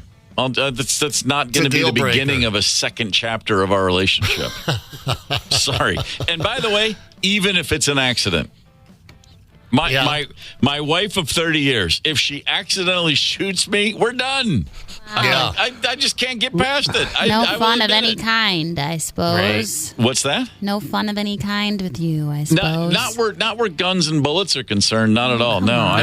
It's like, it's just a flesh wound. It just went through my shin bone. Sorry. No. For every limp, think of the leverage you'd have over her. You remember that time you accidentally shot me? Yeah. I don't think I'll be taking out the garbage. I don't think I'll be doing the dishes. I don't think I'll be painting the spare bedroom. Remember when you accidentally shot me? In fact, that's giving me a little discomfort right now. You might like it. Yeah, you might like being shot. It's just like in the calf or something, somewhere meaty. You might not even feel it. What if she threw a knife? Not as harsh. Knife play. There, I could see that. I could see there's that's romantic. Sure. You could. That's passionate. Yeah, no, I can totally justify some erotic knife play. Yeah. Guns are lazy and brutal. It's uncivilized. Man, I'm thinking to myself. Anyway, you know what we should be talking about? Really, what we should be talking? We should be talking about the absolute minimum that you have to do to get away with it tomorrow. Because guys right now are thinking, can I just slip by CVS and get the little card? Probably not. That's probably not going to get the job done. You're going to have to do just a bit more than that, but you're not going to go over the top. It's not going to be, I got a hot air balloon landing in the backyard, and then it's filled with rose petals and this kind of thing. What's the absolute bare minimum that we need to do to still be a Valentine's hero? We've got a list for that we can get to. Also, I'm just now on the KQ Facebook page this morning doing some catch-up on some weird meals. Ketchup, see what I did there? With some weird meals your parents used to make for you as a kid or you made yourself. These are hilarious. We're over 160 comments. We're going to have to share some more of those, and we'd love to hear about your weird eats this morning. 651-989-ROCK. That's the talk and text line. Hang tight. Connect with us on the KQ talk and text line. 651-989-ROCK. That's 651-989-ROCK. 92 KQRS. I'm Steve Gorman. This is the KQ Morning Show. Motley Crue with Girls, Girls, Girls. Whoo, baby. If you want to hear some more Motley Crue, guess what? You can go see those bastards. They are coming Thursday, August 29th at the Minnesota State Fair Grandstand. The Crue. Tickets go on sale this Friday at 10 a.m. Listen to KQRS all week for your shot to win them before you can buy them. Again, Motley Crue, Thursday, August 29th at the Minnesota State Fair Grandstand. Right on. And to think I thought they were never going to tour again one day. They got us. Yeah, I guess blood packs just don't mean what they used to. No, I guess they really don't. What's the guy's name who's now in that band? Mick Mars is no longer playing. Yeah, that's a real bummer. It's a real bummer. What's the guy's name? John V, I believe, is the new guitarist. Or maybe it's John plays a flying 5. V. You got to play a flying V, don't you? No, Mick Mars, last time I saw him with Motley Crue, he was sitting down the entire time. I think it's just, he was sitting on a stool, like back in the dark recesses of their giant castle they had on stage. Well, Mick, he's had a few health issues. Plus all that. He's about a good solid, almost a decade older than anyone else in the band. And that was already a thing. I mean, I did some shows with them in 1991, and it was back then. I mean, 33 years ago, it was like, man, that guy is way older than the rest of these dudes. Yeah. It's just the vibe. The three of them would be bouncing around backstage. These were big festival gigs in Europe. And you could tell he literally had nothing to do with the other three guys in the band. He was off on his own doing his thing, and then the other three guys were running around like a bunch of chickens with their heads cut off. Right. All he did was bring all those great licks, all the Motley Crue licks that you air guitar to. That's Mick Mars. Yeah. Other than the basis from which all those songs were written on, what did he bring to the table? Right. Yeah. Go ahead. I was just going to say they'd let him be a bit of a killjoy if he wanted to be, Sure. The other three made up for it. They partied like 4. He had a band in Seattle in the early 70s called Motley Crue, spelled Crew. He had the name and was trying to make it happen long before he met the other guys. Tommy and Nicky started to play together, and then they met Vince, and then when they brought Mick Mars in last, he brought the name. They changed it. Nothing that Umplot wouldn't fix, and next thing you know, they're off and on their way. Tomorrow is Valentine's Day. A survey from Groupon figured out the bare minimum effort you need to put in to make it look like you tried. All right. And this is what it says. If you're a man, you need to spend $179 on gifts and dinner. That's a lot. That's a lot of money. Well, you throw dinner in there, you get there pretty quick, you know. Yeah. That's a nice dinner right there, and then that could be the gift. If you're a woman, Candace, spend $74 minimum. All right, I can do that. Wow, fair enough. Look at that, just boom, done. What are we going to Denny's then? If you're a woman buying or whatever? I guess dinner's not. She's not picking up dinner. She's just getting the gifts. I'll get the tip and the Uber. Right, we'll get the. Wow, easy. Write at least 4 sentences in the card that you provide. God. At least 4. So here are the 4 sentences. Are you ready? Uh-huh. Babe. That's 1 sentence. I don't even know how to put it into words. Sentence 2. You know how much you mean to me. Sentence 3. Everything. 4. Nice. Love. Boom. Done. So I guess they're wrong. Yeah. Because any woman that would fall for that, you just as well not get her anything. She'd be and just say, "Oh, sorry, I forgot again." Because you're gonna have to work a little harder than that. But that's what AI is for. AI will write 4 sentences. You just give a quick description. She loves Black Sabbath. She's blonde and she's a little weird. Her name's Candace. Write me a poem. Bing, bang, boom. You're gonna get something eloquent and super. In fact, I'm gonna actually do that at the break and come back with some killer frickin' poem. Sweet. Would you please? Yeah. Jeez. Except it's going to be to Tony. What? Nice. Well, I requested it first. Yeah, no, you've got a Valentine. Find your own damn man, Tony.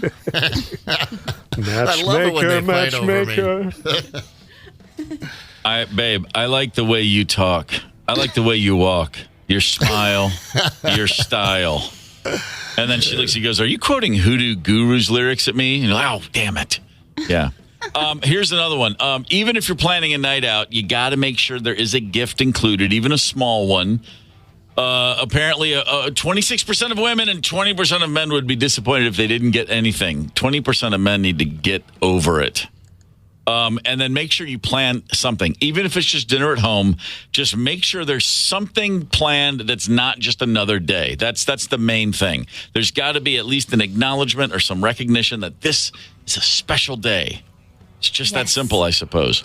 I had an incredibly awkward moment as a young paramour with my first girlfriend in high school, where I purchased a set of diamond earrings and matching necklace at Walgreens. Now, Walgreens not normally known for jewelry. This was cubic zirconia, which I had literally no idea what that meant. I just saw jewelry that was $23 and was like, holy smokes, this is going to be amazing. And I gave that to my young lady, and she was blown away. And she said, are these real?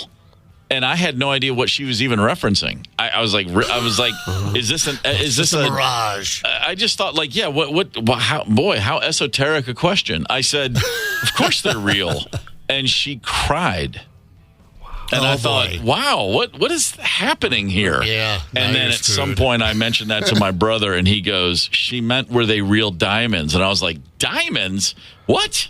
No, what's she talking about? Tough to live that one down. That was kind of awkward when I had to come back around, circle back around and go, by the way, sorry, those aren't diamonds. No, I didn't realize what was happening here. That was tough.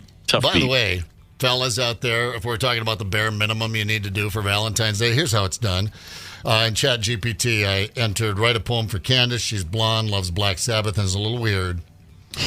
In a world of melodies where Black Sabbath sings, Candace, a blonde soul, her uniqueness springs. With hair like sunshine, a love for the dark, her weirdness, a treasure, a vibrant spark. To Sabbath tunes she dances with glee, a cosmic rhythm, her spirit set free. In a symphony of oddity, she takes her part, a little weirdness, a masterpiece of art. What the heck? I will go ahead and say this right now. Probably the most dead on the money assessment of anyone I've ever heard in my life. Yeah. Wow. That screams Candace Wheeler. Yep. That's boom, done. I think it's beautiful. Happy Valentine's Day. It was beautiful. I'm going to send that off to a comic I know. What the heck? What's the matter? Look, Candace is so emotional. You can't even speak. You just feel seen for the first time. I missed because I was thinking ChatGPT. about. I was thinking about chocolate and stuff. I missed who you said wrote that. You didn't write that. No, ChatGPT just wrote that right now. Okay, so you just Googled it. Like, who's this Chad? I didn't. ChatGPT. It's an app. It's AI. It's not Google. Well, that's even creepier. He entered in just a few tidbits about you, some factual information, and the algorithm, the app, did the rest. And if you feel seen, trust me, I get it. That sounded, that was just on the money, man. That is so creepy. Yeah, it really is. I've done it a couple of times, and it's like I just quickly put my phone down like it's a monkey paw or something like that, and I made a wish. I'm like, oh, it's some voodoo, man. I don't know what's going on in there. I literally did that.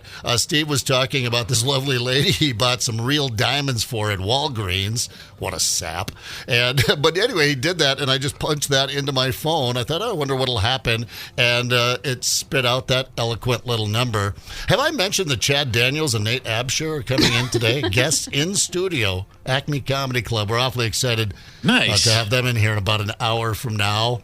Should be fun. It's not going to be awkward at all. Not nearly as awkward as Brian Zepp reading the most beautiful poem ever for Candace on air. Nothing awkward about that. Nope.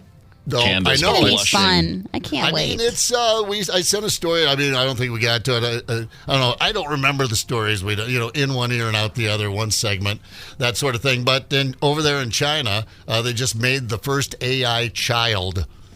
It's the child's been born. It's just in AI. It's not a real flesh and blood. They're still working on that part, but it's born in its infancy, and it's going to grow up and think and go through classes and the whole thing, and it's going to be a real artificial intelligence human being that's growing right now out there in the internet somewhere. It's things are getting weird, man.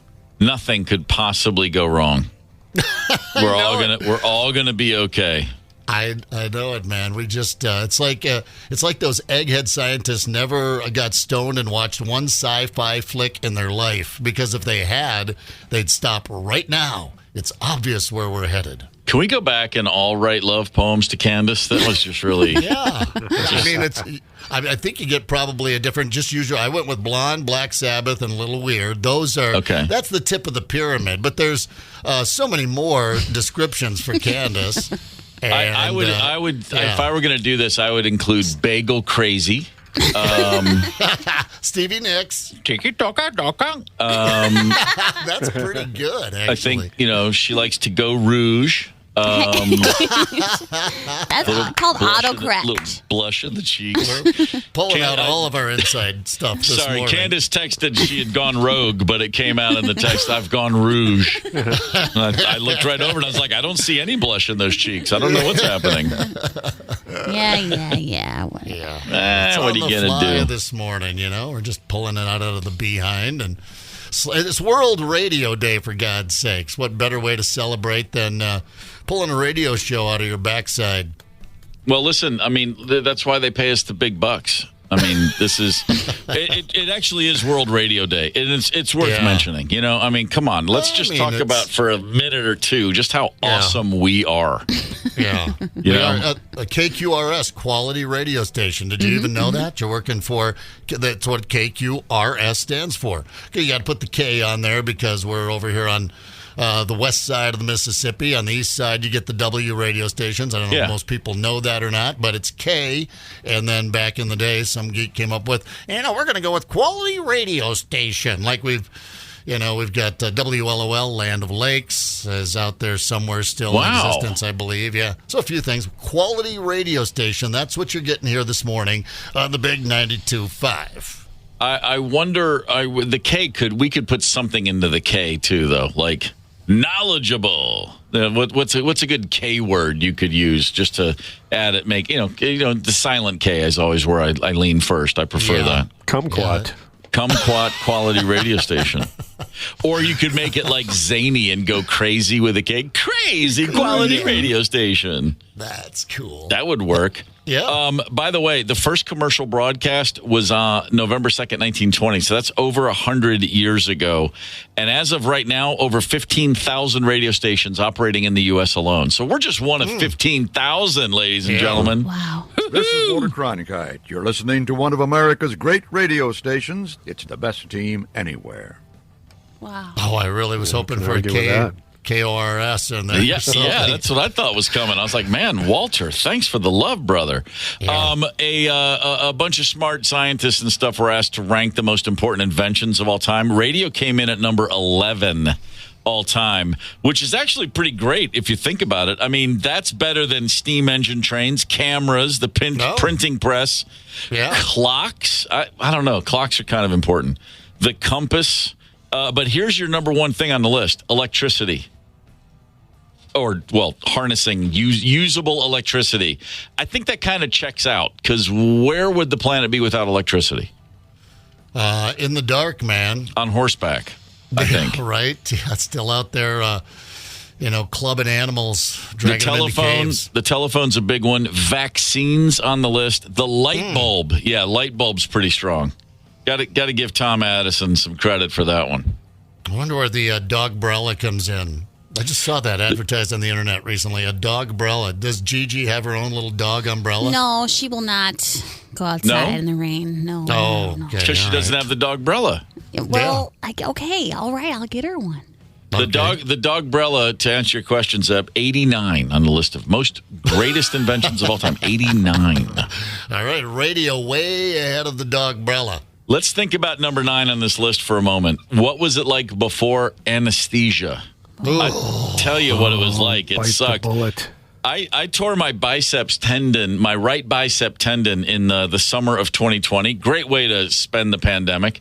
And had to have it surgically repaired for about 3 months. I was without the use of my right arm for about 6 weeks, like literally without the use of my right arm, and then a bunch of weeks of rehab, and it's all fine now. But I kept thinking back at the time, like there were guys back in the day that would tear a bicep tendon, and that literally meant they were going to die soon, because like you could no longer use your sword. Right? Like, you think about all the minor injuries now in the grand scheme of things that are just a matter of getting an x-ray, getting an MRI, and figuring out how to fix it. For millennia upon millennia meant, no, you're done. You're of no use to the village anymore. Sorry, we're just going to let you lay there until you die. And then it wasn't until 1846 that the first ever anesthesia was used. Before that, they just got you really drunk, or they loaded you up with opiates, or just put a big chaw of rope in your mouth and said, "You done on this," and then they cut your leg off. I mean, the best, you just passed out. You just had to pass out is how you had to get through it. In fact, I read a story on, the National Health Institute. I used to have it memorized because no one ever believed it. But early anesthesia was for the doctors. To cope with the challenges surgeons had, developed. It was a very grueling thing to put surgeons through. They couldn't find surgeons that wanted to saw someone's leg off who hadn't been anesthetized.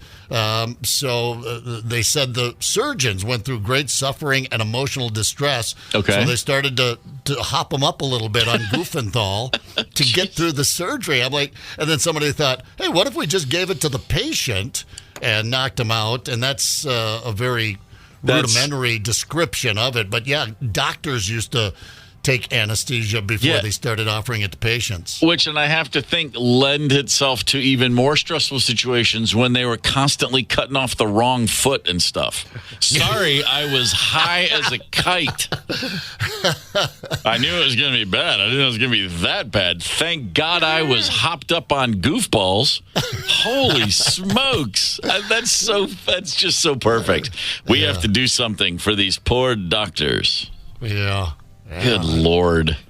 Anyway, radio. Happy Radio Day to us. Ever since 2012, if you're unfamiliar with World Radio Day, it's only been around for now. This is the 12th annual. And here's something I did not know. The term broadcasting is a farming term. Oh, is it? Oh. Broadcast seeding is when you scatter seeds in a wider pattern than normal.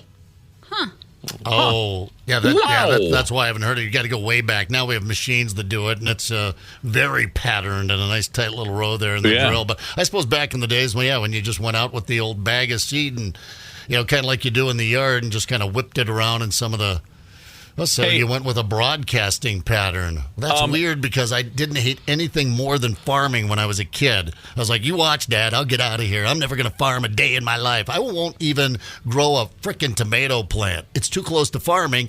And now, ironically, here I am broadcasting, which is an old farming term. See, I thought you were going to jump right on that and go, oh yeah. And we used to get the broadcasting orders from Dad. About a third of dog owners have used the radio to keep their dog company when they're gone. I don't think I've left the radio on. Of the TV, sure. Yeah. A couple dogs ago, Clementine loved like Animal Planet content. She would literally just watch animals on TV happily. Mm-hmm. So we would leave that with her. Chauncey couldn't possibly care less. They recommend to do that with puppies. Really? When they're new, put on like talk radio. Wow, okay. To keep them company. I do know my brother learned the hard way that one thing they say, I never knew this.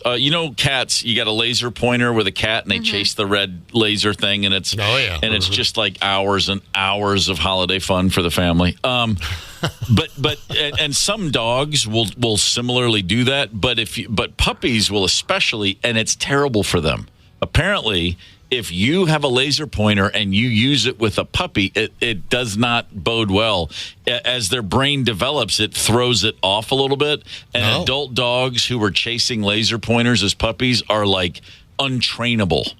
And I heard this and I thought that's urban myth. That's just some weird story.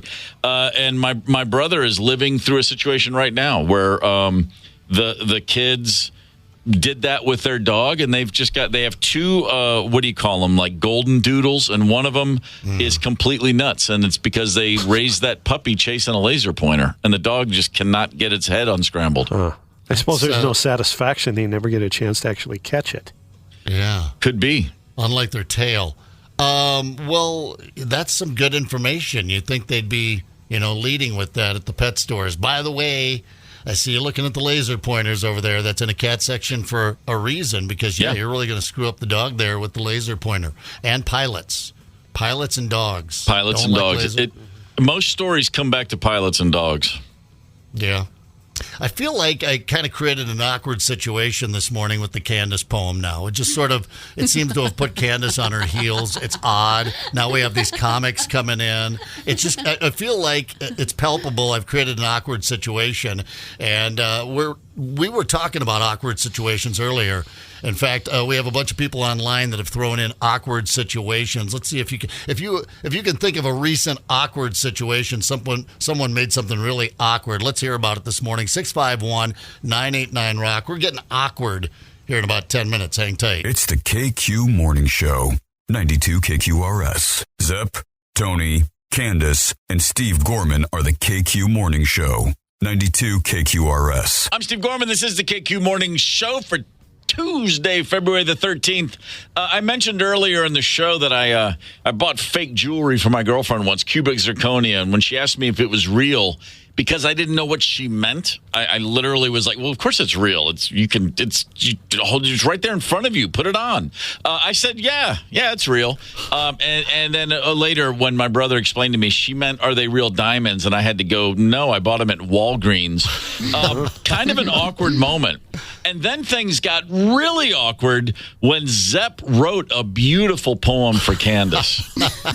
This has already all happened today. I mean, you've been missing a lot if you're just joining us. So Zep wrote an ode to Candace using Chat GPT. I didn't write it. I don't want HR calling me going, that's inappropriate in the workplace. You can't be romantic with a coworker. We don't have HR here. Oh, okay. Well, in that case, powerless. Hey, Tony. Go ahead, scribe. No. Try to avoid it. If you still have that, give me another taste of that, Zep. If you still got it. Speaking of awkward, a taste. Oh, it's what a weird thing to say. So you went to Chat GPT and you put in just a few pieces of information about Candace. Here's what I put in. Write a poem for Candace. She's blonde, loves Black Sabbath, and is a little weird. Here's what it spit out seconds later. In a world of melodies where Black Sabbath sings, Candace, a blonde soul, her uniqueness springs. Wait, hold on. What's the first line again? In a world of melodies where Black Sabbath sings. In a world of melodies. I want to do it like Ozzy. Oh, yeah, I should send this to you, man. Yeah, with a hair like sunshine, a love for the dark, her weirdness, a treasure, a vibrant spark. To Sabbath tunes, she dances with glee, a cosmic rhythm, her spirit set free. Yes. In a symphony of oddity, she takes her part, a little weirdness, a masterpiece of art. And yet she has a tendency to...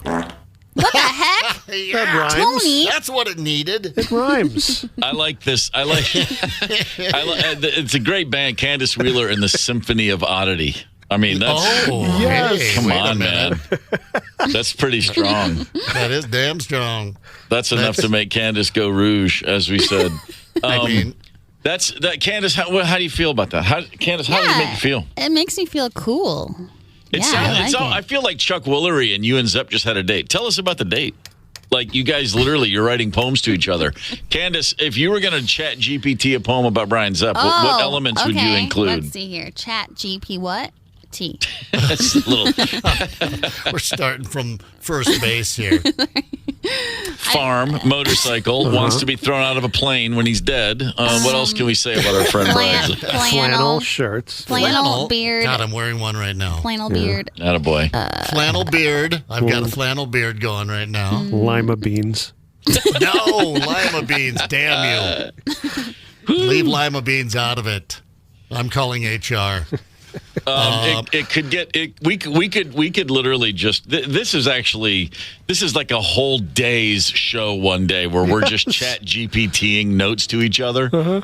Tell Tony I'm sick of his condescension. ChatGPT gets 9 paragraphs on it. Be fantastic. So we can always ramp up the awkwardness now that we've got this new toy to play with anytime. But sometimes in life there's just good old fashioned awkward moments, like no app, no algorithm, no artificial intelligence, just good old human insanity.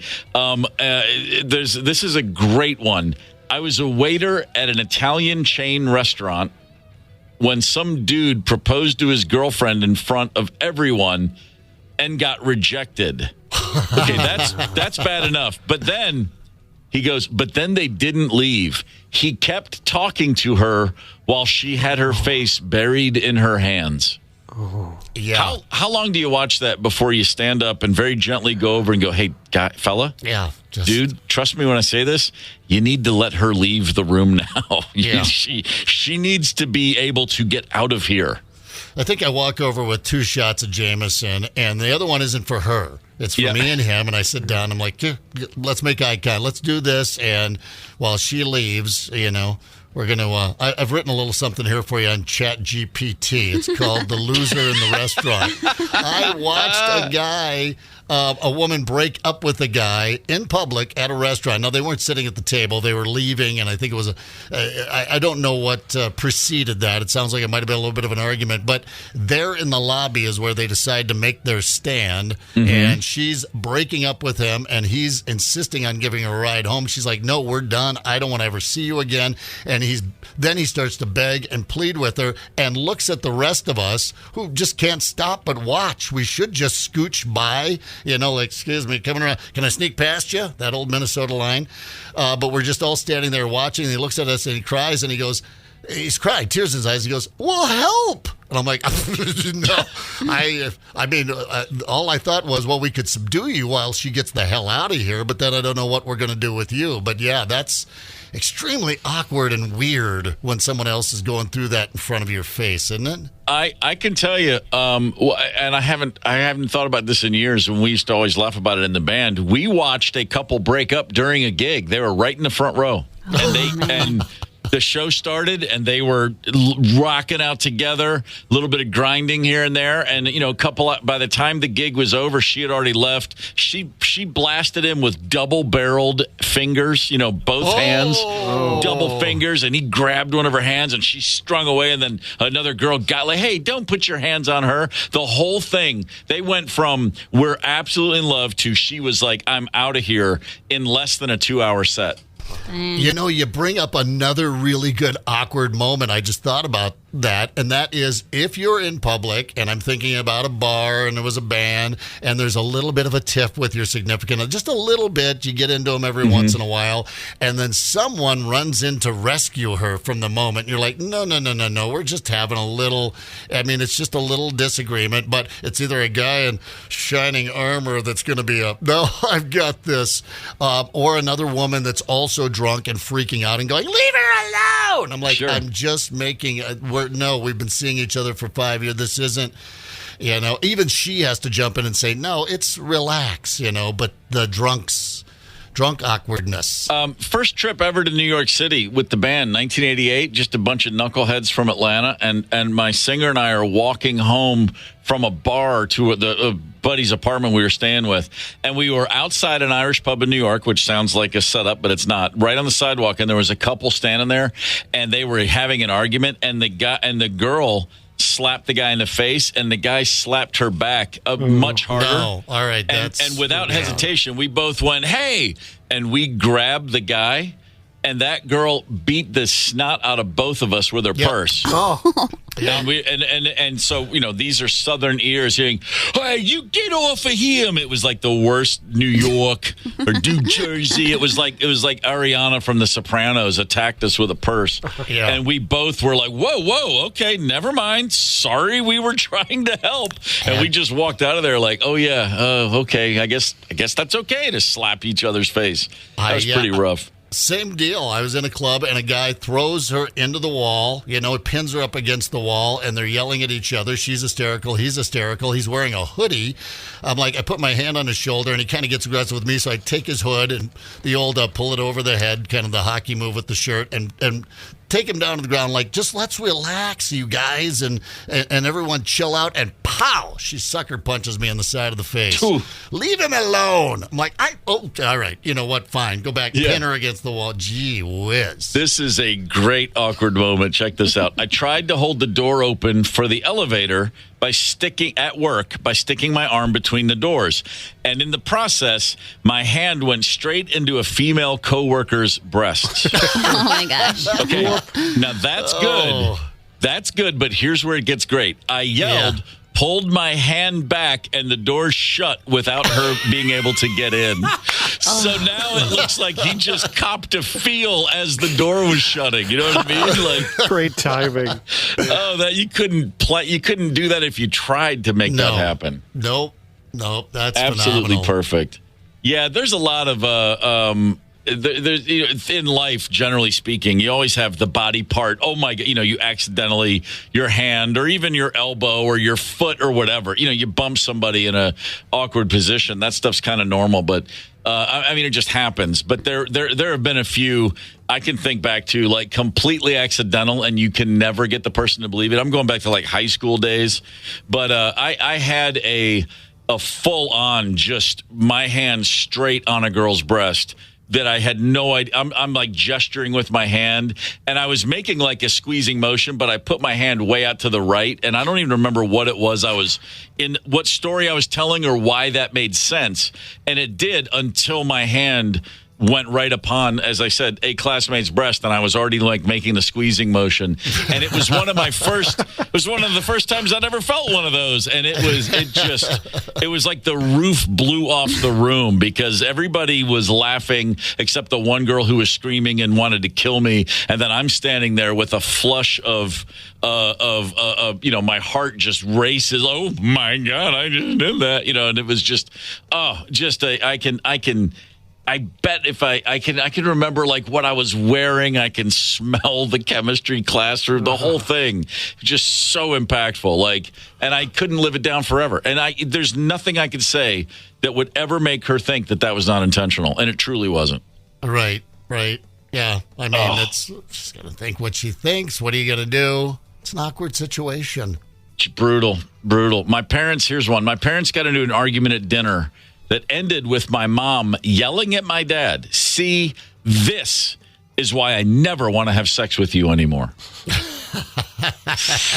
Wow. No, parents cannot bring up sex. My mom gets into the wine a little bit, and something will come flying out of her mouth, and it's, you'll hear 3 kids in 3 different parts of the house all at the same time go, "Mom! Shut her down. Someone put her away." Oh, I love this one. I was a camp counselor. We had a blind camper who couldn't find her backpack. Someone asked her, "What color is it?" She's blind. She didn't know. That happens, That's awkward. The whole blind thing. I was with some friends at a bar one time, and one of our gal friends, happy hour, KQ right here, by the way, out there on 394 somewhere, and the gal said, "That guy over there keeps staring at me." And thank God, before we approached him, somebody finally went, "I think he's blind." And then the server came up to the table, and he continued staring at our friend as he talked to the server, and we went, "Oh my God, he's blind." She's like, "Well, he should have glasses on or something." I'm like, "All right, let's tone it down. He's not deaf." Yeah. Yeah, right. Those things don't necessarily, they're not mutually exclusive, or they're not whatever the word would be for that. Candace, do we have a caller? Jake from Woodbury. Jake, good morning, sir. Hey, Steve, Zep, what's going on? What do you got for us, brother? Hey, I'm a bartender in St. Paul, and I got a heck of a bad date story for you. Lay it on us. Hey, I work at a really, really nice bar in St. Paul, and it was Valentine's Day. And a husband and wife, from what I assumed, came in, and they had already, it looked like, pre-gamed it a little bit beforehand. During the course of the night, they probably ordered about $300-$400 worth of food and drinks. By the end of the meal, the husband started to kind of, lay into his wife a little bit. "Let me tell you something about you that you don't know." And it got to be a little bit awkward. It's a little awkward. So my bar crowd starts dwindling, and I go to the gentleman and I say, "Sir, I'm going to have to ask you to leave." Mm-hmm. He goes, leave. I spent $400. Why would I leave? Well, sir, that doesn't mean that you can, fight in the middle of the bar crowd or anything like that. And he goes, I'm not leaving. I paid my good money. I'm not leaving. I'm going to sit right here and finish my drink. And I go, sir, you're going to need to leave right now. He goes, yeah, you in what army? And at that point, my 6'2" security guard tapped him on the shoulder and said, why don't you come with me, buddy? Brought him outside. The woman was so thankful. We got her in an Uber, and we got her home safe after that. So it was pretty wild, pretty crazy, and, don't fight at the bar. Yeah, don't make a scene at the bar. That's a solid rescue story right there, man. Nice. Well played. Yeah, very much so. Very much well played. Don't have that. I just want to say I love the show. Zach, let's go skiing this year, huh? We need some more snow.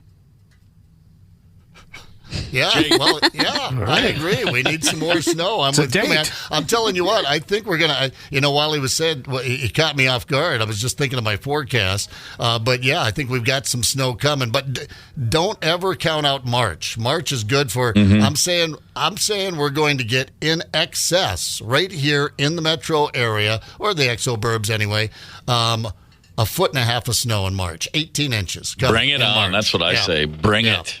Fun March snow. I'll take the over, Zach. Sounds good. All right, thanks. Right on. Thanks for the call, Jake. We appreciate it. As long as it's not too late. You don't want the April storm because it's pretty much useless. What's wrong with you guys? You want the March storm. Yeah, we want a big storm. Candace, it's okay. You live in Minnesota. I didn't relocate from Tennessee to Minnesota to have a Tennessee winter, okay? Yeah. Let's just get, I'm still in my honeymoon phase here. It's not even it's just a little over a year. I could use some snow. It's embarrassing. We have our first World Cup cross-country race here with our champion returning from Europe. Yeah, we've got all that. It's embarrassing out there. We've got, brown sticks and twigs, and we're having to lay blankets and tarps down to try and keep a little snow. We're bringing it in from God knows where.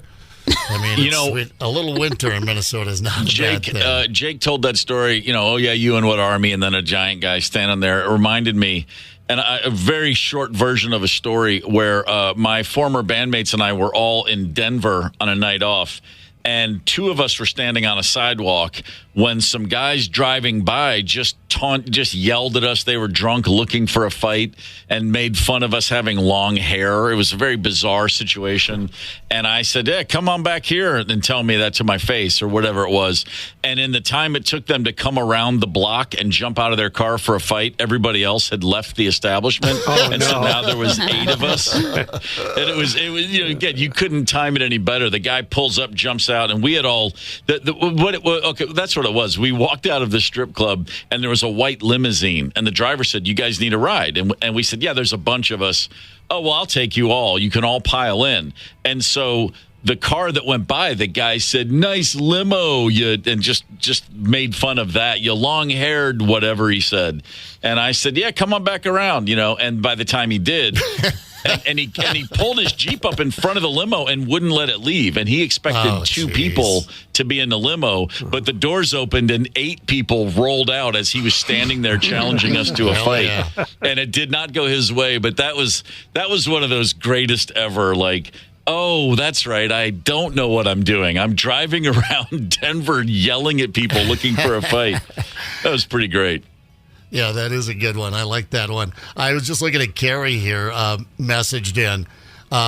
Super Bowl Sunday at the grocery store. We get in the checkout line. It's a long line, people getting snacks and everything. My husband forgets a can of Hormel chili for his dip and says, hang on, I'll be right back. I waited there 5 minutes. Finally, I had to start letting people go past me in line and take our items off the conveyor belt. Yeah, that awkward moment when you're at the grocery store and, oh, wait, I forgot an item.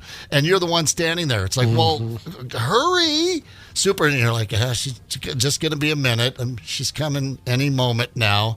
Sure, she'll be here in a second. That's awkward. That's awkward. That's an awkward thing. Well, we could use a couple of comedians in here this morning. I'm ready. What do you guys think? Anybody? A couple of single swinging bachelor comedians coming in? Not at all. I think both of these men are spoken for. We're going to have to let this inside joke out one of these days. But we have Chad Daniels and Nate Absher, Acme Comedy Company, coming in studio this morning. Hang tight for that. Connect with us on the KQ Talk and Text line. 651-989-ROCK. That's 651-989-ROCK. 92 KQRS. I'm Steve Gorman. This is the KQ Morning Show for Tuesday, February the 13th. Pretty cool event happening March 2nd at the Fitzgerald Theater. Acme Comedy is presenting Chad Daniels doing a very special recording. Looking like another album in the works for Chad Daniels. He's with us in the studio, along with, on that night, the opening comic will be our buddy Nate Absher, and they're both with us in the studio. Gentlemen, what's up? Hi there. Fellas. Chad, we know Nate's a sullen sort of, just killjoy, but you seem like a pretty upbeat, fun, happy guy. How's things for you so far today? Things are great. When Nate and I are in the same room, it's an average of 0. Because I love to bring the joy and the love. And then, of course, Nate about he's got half and half coffee and cream. Yep. A real bummer. It's like, ooh, I want a phlegmy throat later. Cool. Yeah, right. Yeah, a man who's perennially shooting for the ceiling. You know what I mean? Just unbelievable. There's a limit to how limitless he feels. I kid Nate. We love Nate at the KQ Morning Show. Despite my personality, and I appreciate that. No, it's great. It's great.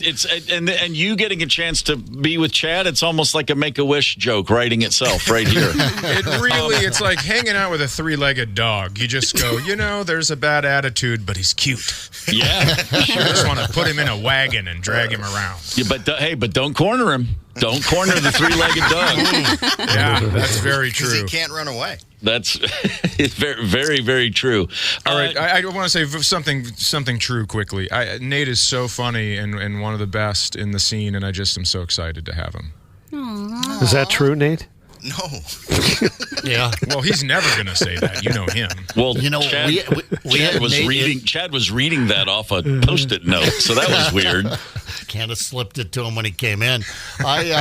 We had Nate in a couple of times before I went down to Acme and caught one of his shows, and actually did that thing. He's such a nice guy. He just kind of rolls with it, and then you go down and you see his show, and I'm like, God dang, he's funny as hell. I had no idea. Sorry, Nate. Not that you're not in person, but you downplay it a little bit. You hold back on us, but he does not on stage.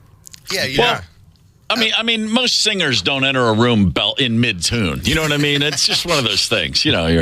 I can totally get that. Chad, you have 8 albums to date, and now you're going for number 9 at this show again, March 2nd, at the Fitzgerald Theater. Is it as simple as this? You make a new record when you figure out you have enough material, or do you set what comes first? Hey, I've got enough material, or maybe by next March, I better be ready. And then, what's the chicken and the egg situation here with this? Well, sometimes it's a little bit of both. Sometimes it's, I have enough material. And then other times it's like, hey, I'm always in Minneapolis, St. Paul, March, the first weekend of March at Acme.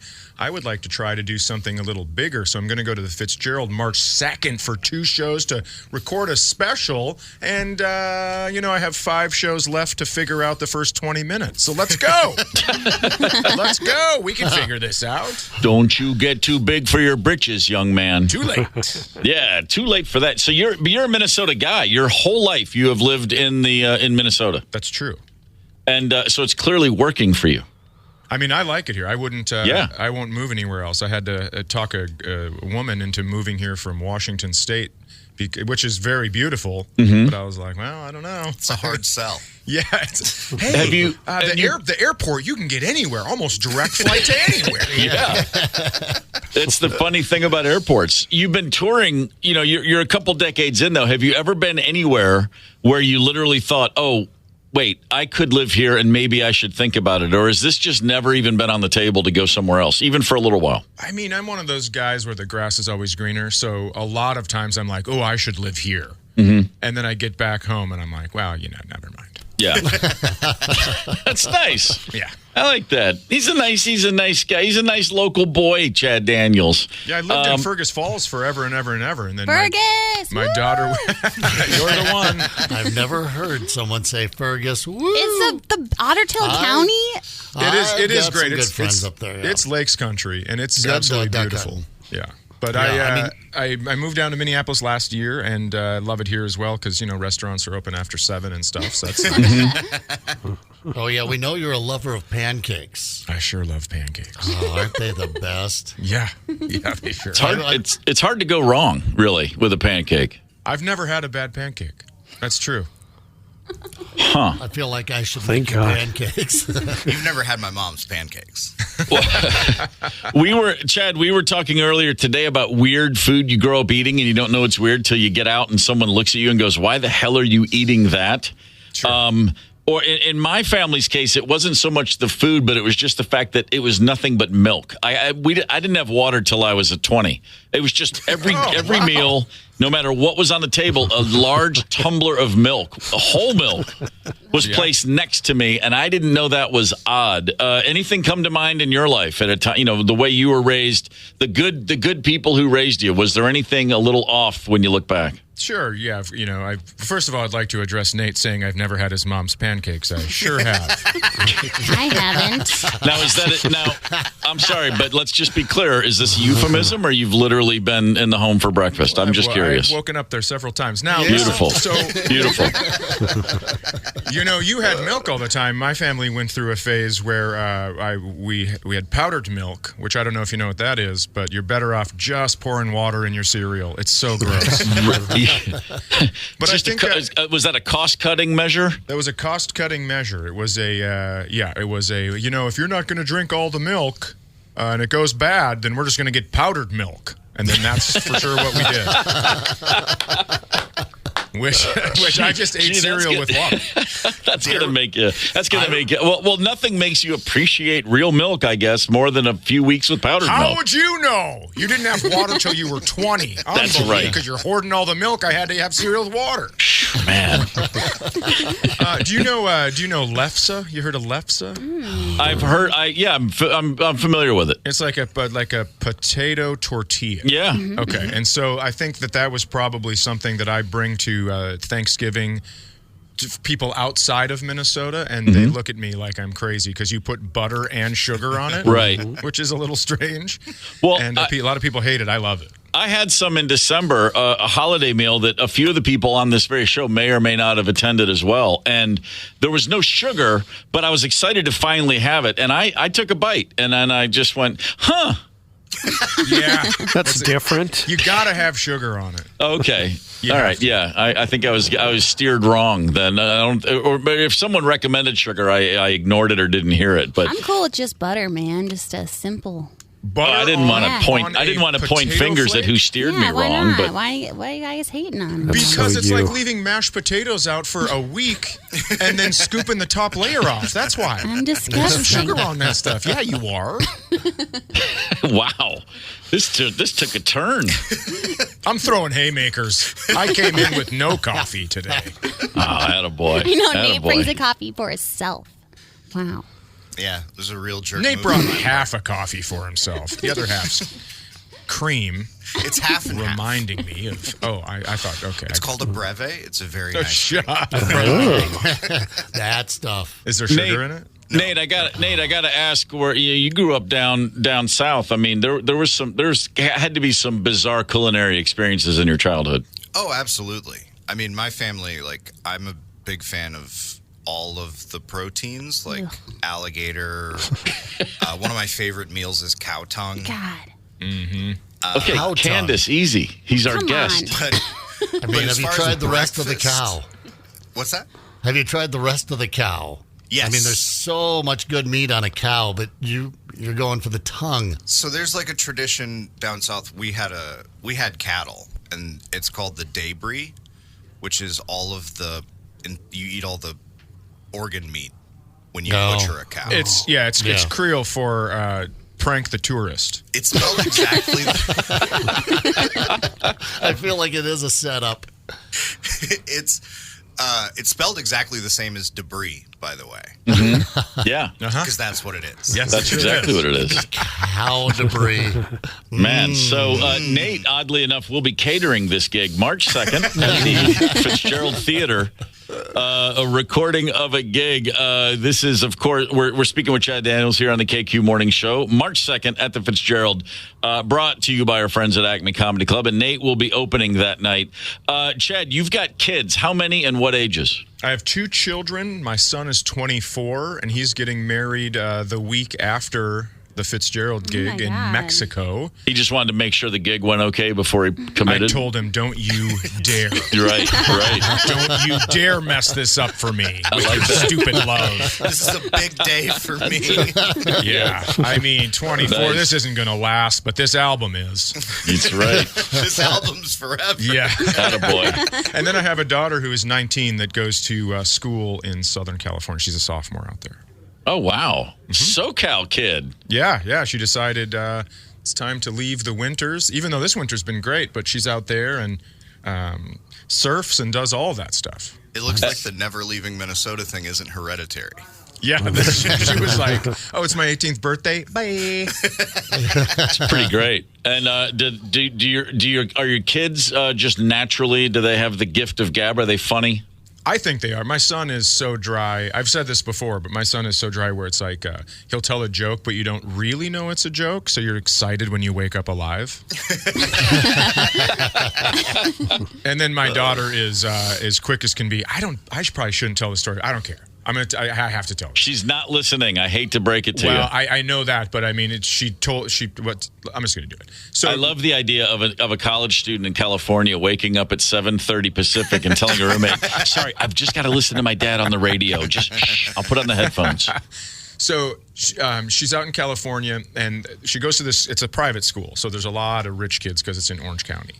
And there's one rich girl that is a brat, but also not attractive. So, her eyes are kind of where the temples are on a normal face. Sure.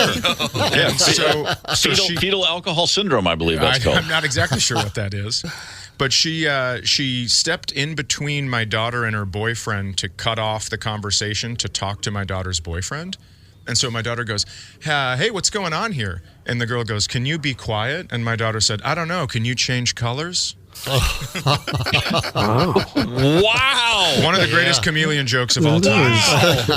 And then her eyes start darting in different directions. Yeah. I'm trying to think of the last chameleon joke I've ever heard. That's It's a lost art. That's batting 1,000. And just then a bird flew by and she ate it with her tongue.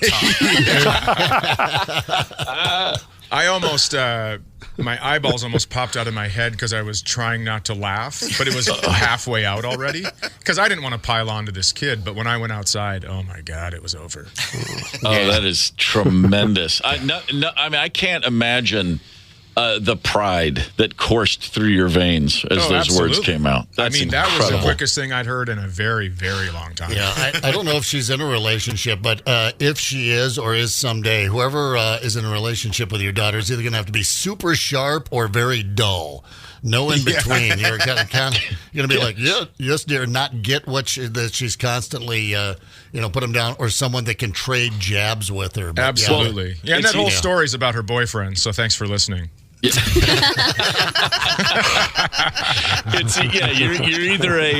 either a sparring partner or just the heavy bag, one or the other. Yeah, exactly. That's right. Yeah. That is absolutely. I will remember that. I will retell that off air to people for years, and I will footnote the people involved. I won't take credit for it myself. Oh, that's nice. Yeah, it's a good one. I can't tell it on stage because I don't think she wants people knowing that she's a brat. But yeah, Chad Daniels is going to be at the Fitzgerald Saturday, March 2nd with Nate Absher. There will be an early show for a special recording of album number 9. You're doing 2 shows. There's an early and a late. Is that correct? Yeah, early's at 6 and late is at 9 o'clock. And I got to tell you, so I have one special that hasn't been released yet. So this is actually going to be number 10. Wow. Oh, you're stockpiling. I like it. This guy makes us all look bad. No. I'm just stockpiling. Yeah, you're right. I have this last one in the basement, just seeing what I need to do with it. It's just like you've already got a case of canned peaches, and now you're going for the Spud Flakes. This is fantastic. Absolutely. You have two podcasts. The new one, Pretend Problems. Yes. I just love the name alone, which is half the battle if you want to enter the podcast fray with a new concept. So give me the rundown on Pretend Problems. All right. My girlfriend, also a comedian, Kelsey Cook, she moved from Washington State. We live together now, and we just kind of sit around and argue about silly things that aren't real problems. And so we thought that we would sit on a couch and argue with microphones in our hand instead. And then we have people send in their problems, and we try to attack them and see if they're real problems or pretend problems. Oh, very nice. Oh, by the way, I just Googled Kelsey Cook, and she turns up in my Instagram feed a lot. Like, I've clicked on some of her reels before. She's great. Yeah, she's very funny. It's very funny. I have talked about my children since they were little, and everyone goes, well, what do they think about it? And I say, well, I always ask them if I can tell a story about them before I tell it and stuff like that. But now I'm having stories told about me, and I don't know how I feel about it. So your kids grew up. Their dad's a comedian. What did your folks do? My dad was a liquor salesman, and my mom worked at Otter Tail Power up there in Fergus Falls. Yeah. Right on. Trying to keep the lights were you the class clown? Were you voted wittiest? I mean, was this sort of inevitable? This is where you'd be? This is what I wanted to do for sure. I mean, I loved stand-up comedy since I was a little boy, but I got voted class clown and always in the office.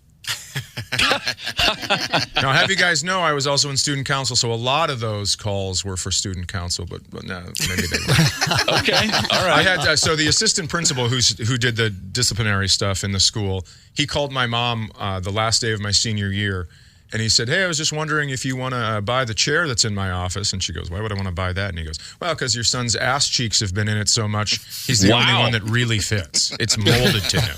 What level of malfeasance are we talking about? Like cherry bombs flushed down the toilet, or just general, little extra mean to the girl hygiene? What were you getting in trouble for? I just think for? General buffoonery. Yeah. I mean, it was one of those things where we got called down. There were 5 of us that got called down, and we were getting in trouble for something, and then he goes, he looks in his drawer for back to class passes, and he goes, I don't have any, and we all pulled one out, signed already, and we're like, we got one right here, we're fine. I mean, it was just that kind of stuff. Yeah. Oh, that's awesome.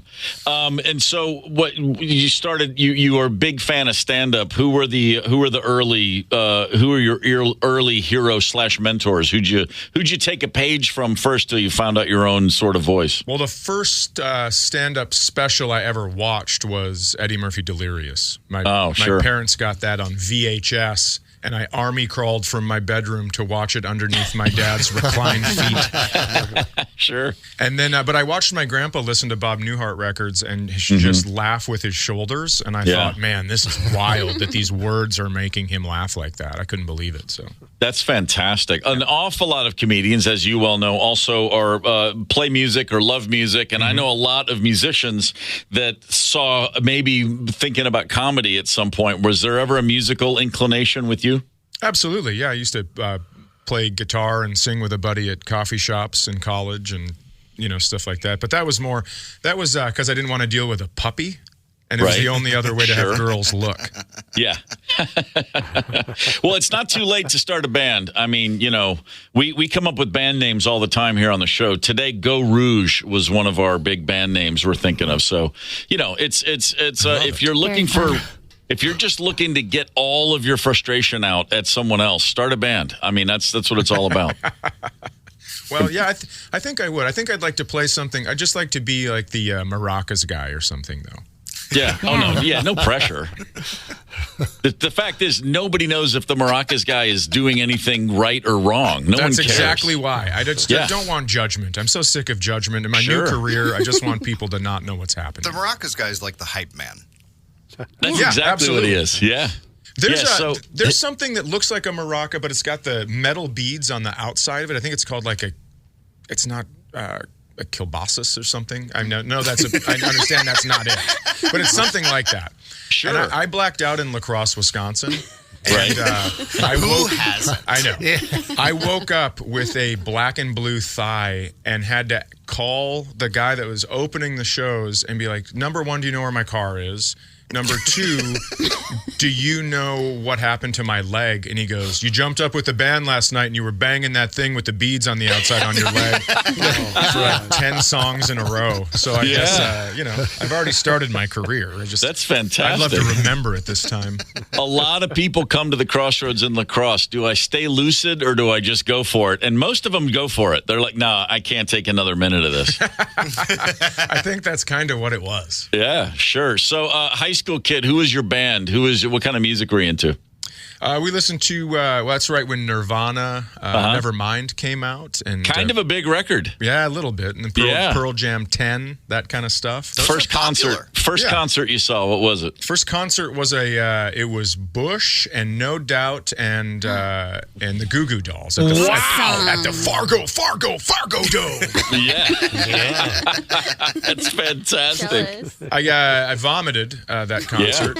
Yeah. My thing, I used to drink, I'd take a 2-liter of Mountain Dew and dump some of it out, and then I'd pour a pint of strawberry schnapps in that. Oh my God! And then I would take shots off the bottle of Bacardi Limon and chase it with that other concoction. You're a monster. I know.